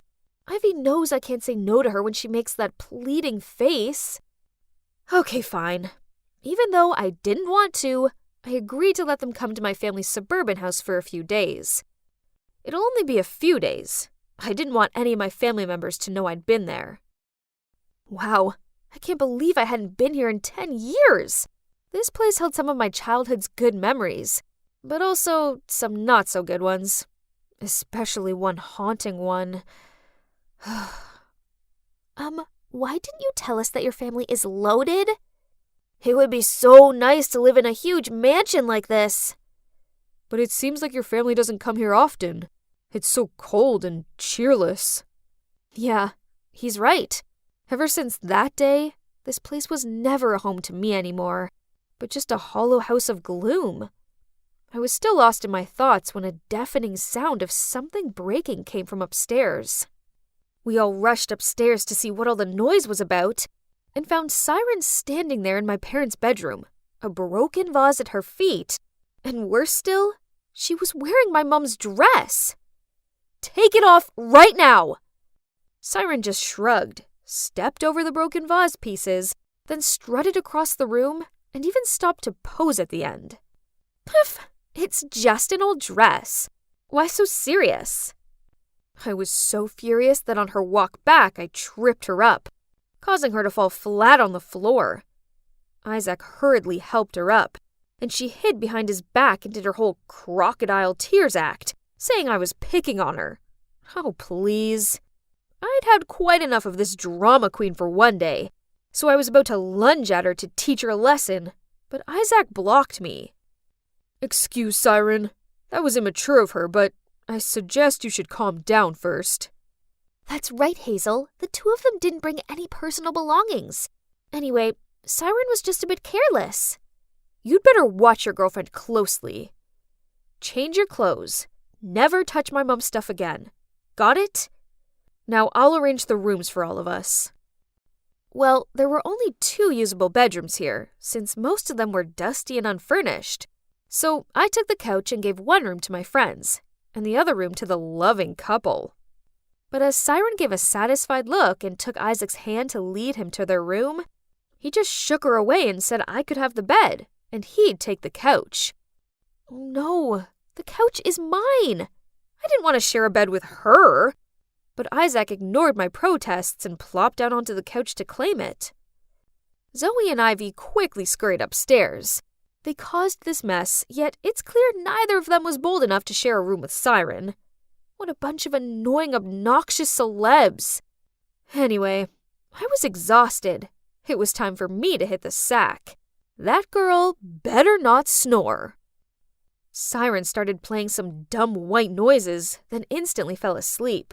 Me, on the other hand, even after turning off that weird lullaby of hers, I kept on tossing and turning. Ugh! It was no use. Sleep wasn't happening. So I left the room to get some air. I was about to go downstairs to get some water when I heard a piano playing. Oh, Heart and Soul. It had been so long since I'd heard these beautiful melodies. The music carried me to a room where the silhouettes of a man passionately playing the piano came into sight. Oh, memories. I loved nothing more than sitting next to my dad and playing happy songs with him. But then, everything fell apart, and I hadn't touched the piano since, well, until today. I sat down next to him and let my fingers glide over the keys. I was immersed in the harmonious melodies of the music and let the notes take me back to the past, until a scream snapped me out of it. What on earth are you two doing? I was sitting at my usual spot in the common room during break time, coding of course, eyes glued to my MacBook Pro when suddenly, Evelyn, my best friend, barged in and ran straight over to a group of girls. Here she goes again. Guys, I've got big news. You all know Helen, right? The cheerleader? Kay. She has a huge crush on Dean, so she went to the locker and it said yes. Now guess what? I just saw them in the hallway, kissing! Ha! These gossip vultures will believe anything. Confused? Let me wrap it up for you. They were talking about this mysterious locker, situated in the school's back alley. The creepy part was, it could actually speak and foretell your future love partner. For it to work, you had to visit the locker between 6 and 7 p.m. Tap on it exactly 3 times and say the spell. Roses are red, violets are blue, in a world of love, just we two. Then, ask it if you and your crush are compatible. If the locker said yes, then congratulations. But if no, then too bad. This proves it. The locker must have some sort of prophecy power. Of course, duh. You know why? 'Cause it's possessed by a lovelorn spirit. Oh boy. If only these naive kids knew the truth. The mystical locker that they so worshipped was actually a product of advanced IT. of which the mastermind was moi. Didn't see that coming, did you? I'm Karina, by the way, but people like to call me Robot Girl 'cause I'm a super proud tech genius. But kids my age didn't appreciate my talents as they only seemed to care about love. Especially Alicia over there. She despised IT and presumed that anyone into it was a stone-cold machine who'd never ever had a relationship. So, being the tech whiz that I am, I had to come up with a brilliant plan to prove her wrong. I spent every bit of spare time I had coding.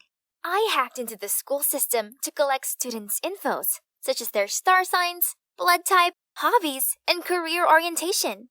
Then, I used this as a database to create a love compatibility calculator. And just like that, my first brainchild was born. Easy peasy. Using it was simple. All I had to do was insert the two names and it'd show me a yes or a no. Knowing how much my peers buy into the whole spiritual stuff, I devised my locker plan.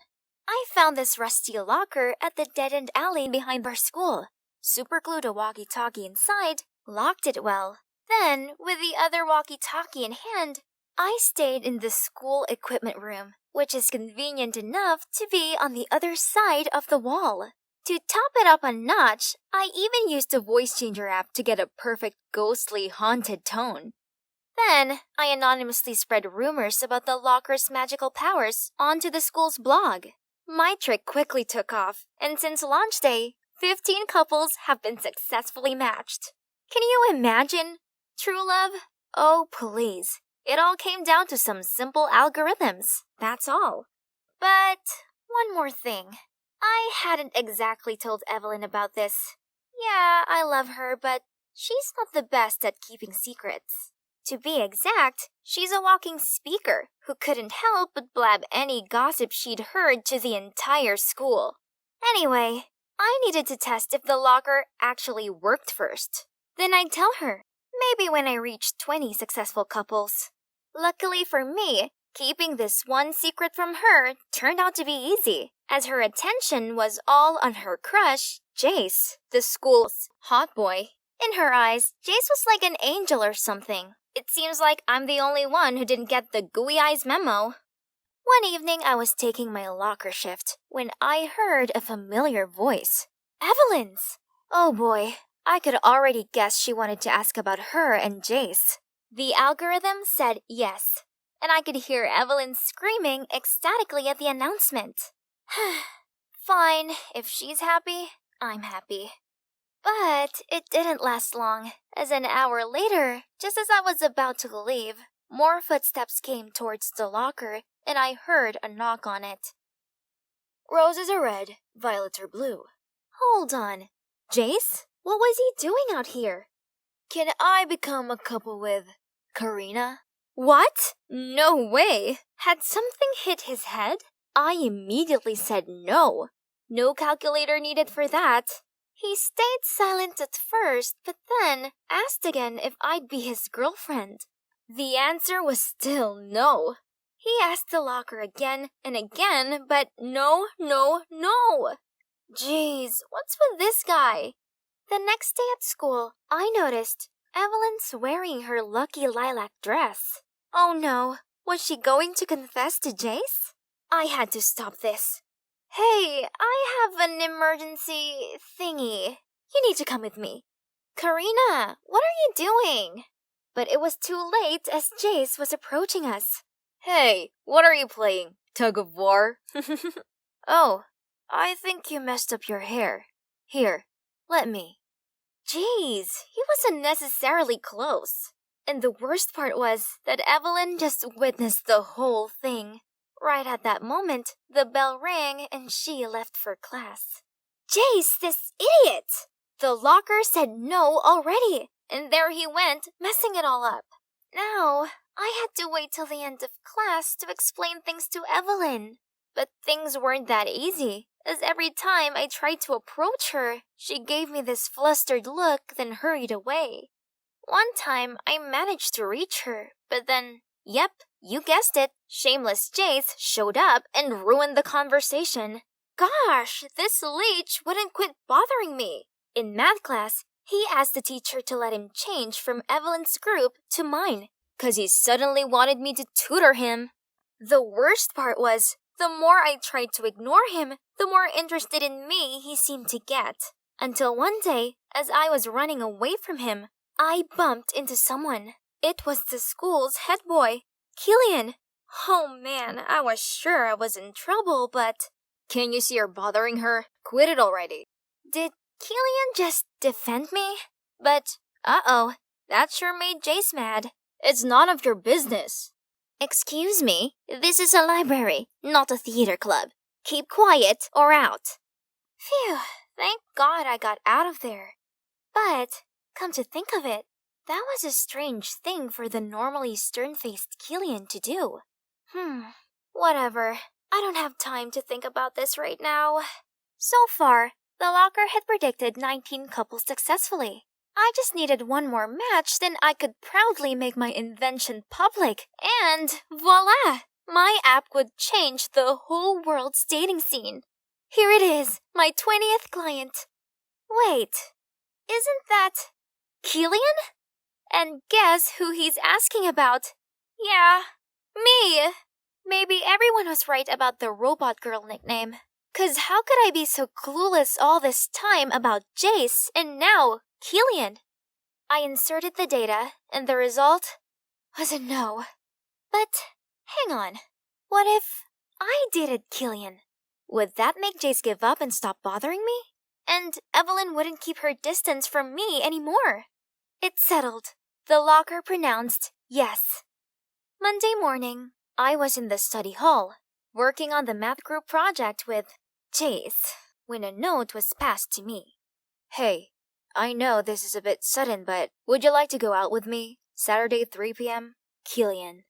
I took a peek at him and saw him smiling for the first time ever. Okay, I was about to write my answer when Jace snatched the note, read it, then stared straight at Killian. You? Me? Outside. What was he gonna do now? I sneakily followed them to the hallway, but Evelyn appeared right behind me and signaled me to shush. That was when I heard Jace asking what was going on between me and Killian. Nothing really. Only the infamous love locker foretold Karina and I would be together. Jace was too stunned to speak as he turned purple with rage. So there's nothing going on between you and Jace? Of course not! I've been trying to tell you that this whole time. You've heard everything? Sorry, I didn't mean to. So, what do you think about the date? Sure. I'd love to. I could see Jace boiled over from behind, but what could he do other than bear his grudge and storm off? Problem solved. Saturday arrived and Killian picked me up for our date. He even asked for my parents' approval, then opened the car door for me like a true gentleman. To be honest, I was kinda nervous, but he was so good at comforting me. He then took me to the super cool ice cream drive-thru, and coincidentally, we picked the same flavor, butter pecan. Before I noticed, I'd felt so comfortable around him already. And you know what the best part was? Our last stop was a planetarium. We sat side by side beneath the glistening star-filled sky. Whoa. This date was much more than I expected. I got to see this whole new side of him, one that is so warm and caring. Being with him made me feel good. Maybe the algorithms weren't quite accurate, right? It did say Killian and I would never be a couple, but what I was feeling then proved otherwise. I was still lost in thoughts when my alarm suddenly went off. 5:15 already? Right, I gotta get to the locker and change the walkie-talkie's battery. So I quickly said goodbye to Killian, then ran to the alley. As I was opening the locker to get the walkie-talkie out... Karina? Are you opening the locker? How? Unless you're... Oh. I don't know how, but you sure tricked the entire school. I froze on the spot, not knowing what to do. There's no need to freak out. I'm not gonna tell a soul. That is, as long as you become my girlfriend. Why are you so obsessed with me? You can have anyone else you want. Why me? 'Cause you're different, babe. You're interesting and somehow aren't easily swayed by me, which makes you a challenge. Ugh, this douchebag made me want to vomit. He could expose me all he wants, but I'd never ever go near him again. I shoved past him to leave, but suddenly he grabbed my hand and tried to force me into his embrace. Get off of me, you psycho! I never meant for it to turn out like this. I just wanted to prove that data was the driving force of compatibility. But maybe I'd been wrong after all. I decided it was time to confess all to Evelyn before Jace told her first.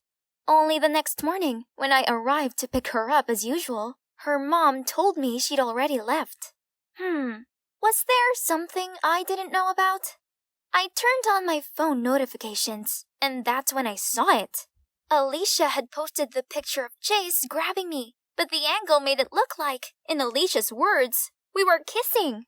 Huh? So that's why Evelyn didn't want to see me. And what would Killian think of this? I arrived at school just as Killian stepped out of his car. I rushed toward him, and when our eyes met, I could see he was hurt. Then he just turned and walked away. Without thinking, I caught up with him and I poured my heart out telling him I was the one behind the locker, how I got involved with Jace because of Evelyn, and how I lied to him when he went to the locker. But that was also how I realized I had feelings for someone. For you. Excuse me? You're the one behind the love locker? No way. Gosh, I'm so glad I got all my secrets out. In that case, we have a big problem. Evelyn then walked me along the corridor, and what I saw was pure chaos. People were crying, arguing, and even fighting, all because of the locker. One couple was having a tearful breakup because the locker claimed they weren't meant to be. In the other corner, two girls were fighting because the locker matched them to the same guy. A boy was breaking stuff out of anger since the locker didn't match him with his crush. The entire lobby echoed the words, "Love Locker." Gosh, how'd I been so oblivious to this before? I'd been so caught up with my own problems, I'd neglected the consequences of the locker I'd created. This was wrong, so wrong. I had to shut the locker down right now. I rummaged through my bag to find my MacBook, but this was my baby, my first brainchild. No, I must do this. Yeah, that was the right thing to do. Technology shouldn't be used to predict one's feelings. I've learned the hard way not to mess with anyone's relationship ever again, and that love is never ever simple. You don't need a mysterious object of the spiritual world to tell you who to date. You just gotta experience it. Well, it's been 3 months since I shut down the infamous love locker. Now, everything is finally back to normal. And guess what? I've got a boyfriend. Yup, Killian and I just went official last week. Evelyn doesn't like Jace anymore. She vowed not to run after some good-looking pretentious jerk ever again. Instead, she's just gonna wait for the right guy to come along. About the love locker, when people realized it didn't work anymore, the speculations became rife. My personal favorite is that the spirit had found peace and left. But still, every now and then, I hear someone gossip about the haunted love locker that once turned the whole school upside down, and I can't help but feel all goosepimply. What a beautiful day! Guess who just landed the lead role in the musical club's next play? Yep, me! As I immersed myself in the rhythm of the music, ouch! I bumped into someone and fell over. Are you blind? You think you're so special you can just waltz around the place as you please? Not again. Why do I keep running into her? That's Kiera, the mean girl from my musical club. I sing, she dances. I always make sure to stay in my lane, but for some reason, Kiera won't stop criticizing me. Ugh, please, you sound like a screeching cat. Give me fingernails on a chalkboard over your squawking any day. Why she gotta be so mean? Huh? What's this? Oh, a wallet. Someone must have dropped it. But I'm the only person in this alley. There must be an ID card or something in it, right? So I opened the wallet to check it, but nope. No student card, no ID. Instead, there's just a strange photo and a bunch of VIP membership cards with the name Sophia on them. Ooh, these places are swanky. This person must be super wealthy. I gotta hand this into the cop station. But wait, isn't this... Oh my god, a ticket to see Franz Ferdinand tonight! I love that band! And it's for the VIP area. Even if I bring this to the cops now, they still won't be able to find the owner before the concert anyway. We shouldn't let such an awesome ticket go to waste, right? So, what if... I'll enjoy tonight's concert on this girl's behalf, then I'll hand the wallet to the cops later. Honest! Wow, this is the biggest stage I've ever seen in my life. I got to my seat and eagerly waited for the show to start when I heard a voice next to me. Hey, you must be Sophia? My gosh, this guy was gorgeous! But he'd mistaken me for someone else. Wait a minute. That's right. Sophia was the name on the cards, the wallet's owner. I was still looking for a way to explain this awkward situation when he continued. Glad to meet you. I'm Roman, and I've heard a lot about you from my parents. They're kind of good at arranging things, aren't they? 'Cause I really admire this band. I should have foreseen this happening. I mean, who goes to a concert alone? Luckily for me, it appears that this Roman guy had never met the real Sophia before. For one night only, I could pretend to be her, right? And guess what? The guy was not only super cute, but also a talented musician. He'd spent most of his life in Italy and had not long returned to the US to attend college here.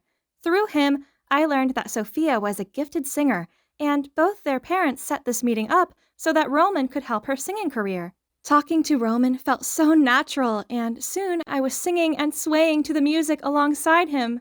As soon as I arrived home, I immediately went online to find more information about Roman. Wow! His SoundCloud account has over 200,000 subscribers! Handsome and talented. He's like a James Dean of modern times. As I was daydreaming, my phone vibrated. He texted me. I had a great time tonight. I'm having a small welcome home party at the Madison Club. I heard you go there often. If you're not busy, would you like to join us? The Madison Club? As in, one of the most expensive country clubs in the state? The initiation fee alone costs $1,000, and this girl is a frequent flyer? And, yep, here's the Madison Club VIP membership card. I know. But I still had loads of music-related questions to ask Roman. Just this once. Then I would definitely hand it in. Now, on to the next problem. I couldn't wear these mediocre outfits to the Madison Club. I needed something demure but expensive looking. If I was Sophia, where would I shop? Yes, the Crystal Lane Mall. The next morning, I strolled up to the exclusive shopping mall with all of my savings. But how can a dress this short cost $5,000? Are there actually people who are willing to pay that much for this tiny fabric? The only item I could afford was a sparkly hairpin. So be it. I gritted my teeth, taking the hairpin to the checkout counter, along with all the cash I had on me and the membership card. But surprisingly, not only did I get the hairpin for free, but they also gifted me this cute bag. Apparently, it was my birthday. Well, Sophia's birthday, to be exact. Honestly, I felt kind of guilty enjoying these services in Sophia's name. But I didn't spend any of her money. Seeing as this bag's a freebie, I get to keep it, right? The next day, I settled on a simple but pretty dress and my beautiful new bag and wore them to school, as I planned to go straight from there to the party. When my best friend Anna came over to me, she took one look at my bag, then gaped in disbelief. A Chanel bag? Did you sell a kidney to buy it? It was a gift. Where did you get that? That's a limited edition for VIP members of the Crystal Lane Mall only. Spill it. It's a fake, yeah? Kiera and her unruly friends were at it again. I tried to pull Anna away as I didn't want any trouble, but she still managed to clap back at them. It's 100% authentic. Maisie's rich boyfriend got it for her. Jealous much? Kiera sneered, then said unless I called my boyfriend over, she would tell the whole school that we were tragic liars. Come on, Maisie. Show them what humiliation feels like. Oh no! What should I do? Thanks to Anna's expectant looks and Kiera's smug grin, I had no choice but to ask Roman to pick me up after school. He says he'll come get me after class. As soon as I stepped out of the school gate, I saw Roman waiting next to a shiny Bugatti Chiron. He greeted me with a smile, then opened the door for me.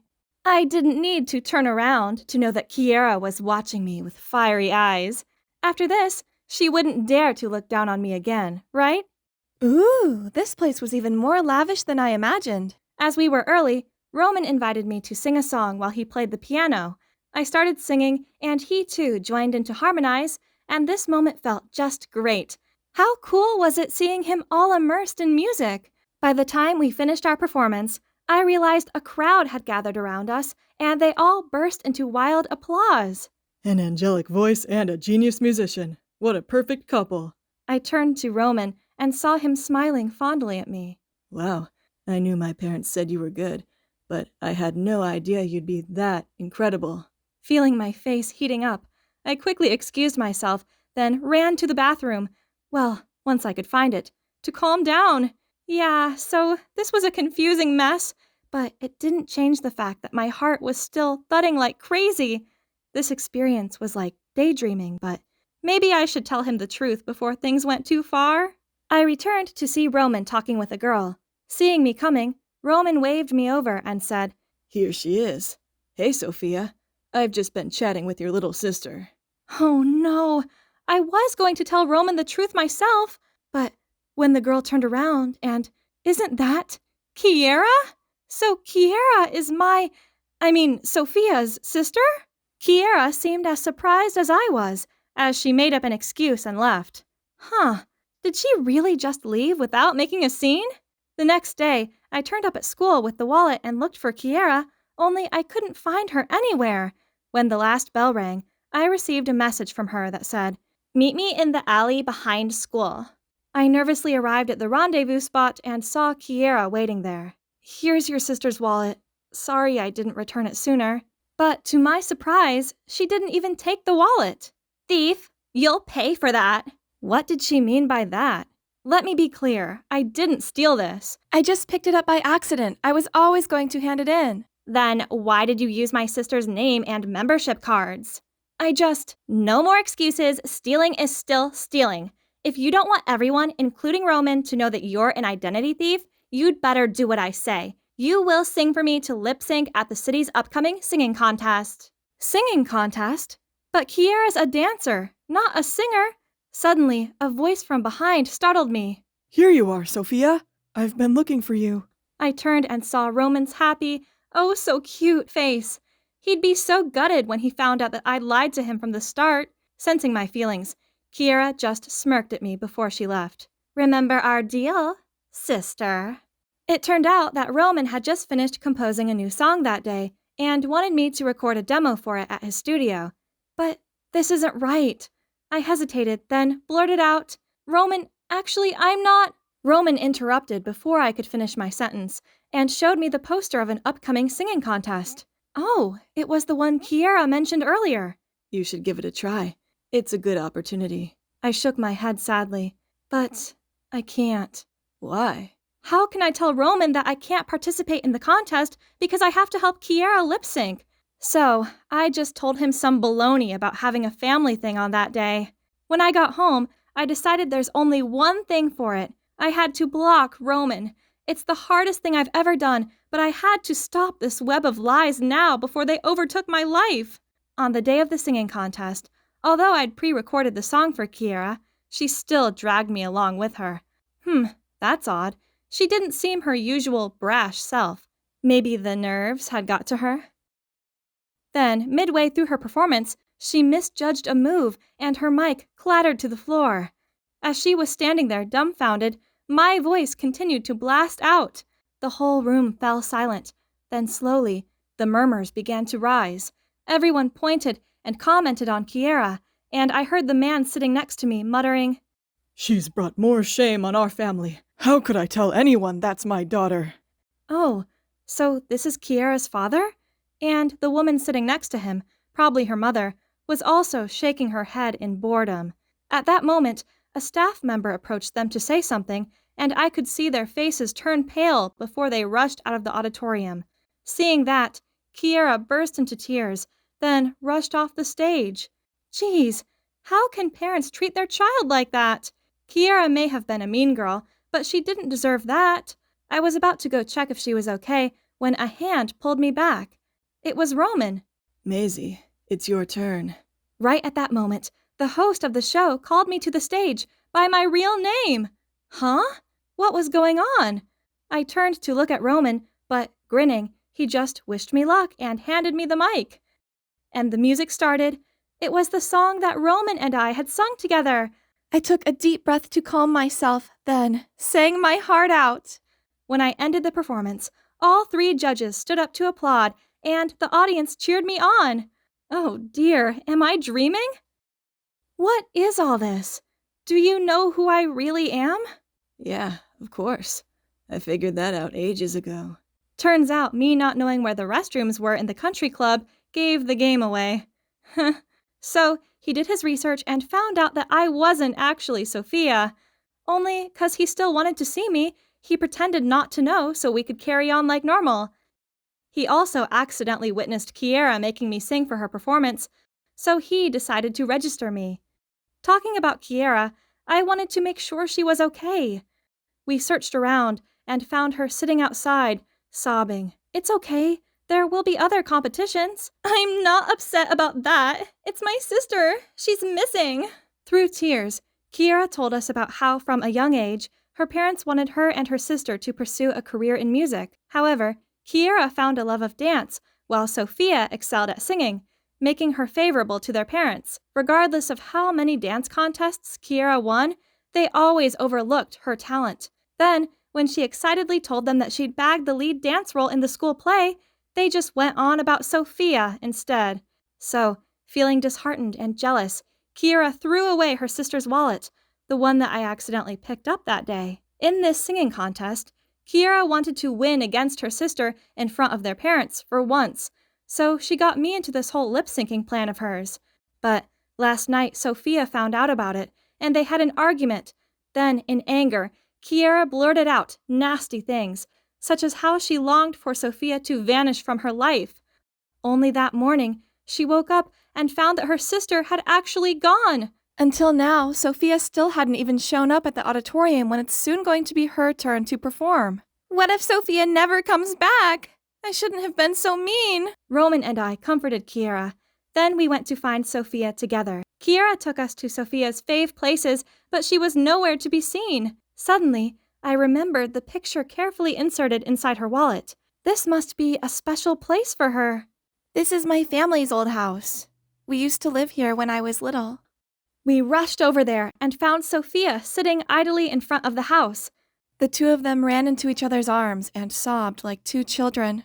Through tears, they talked it all out.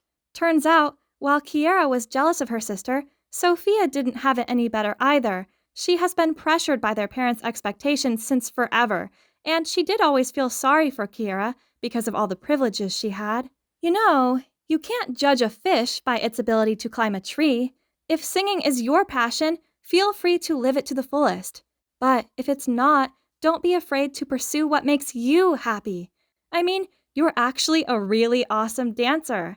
So, in the end, Sophia and Kiera made up.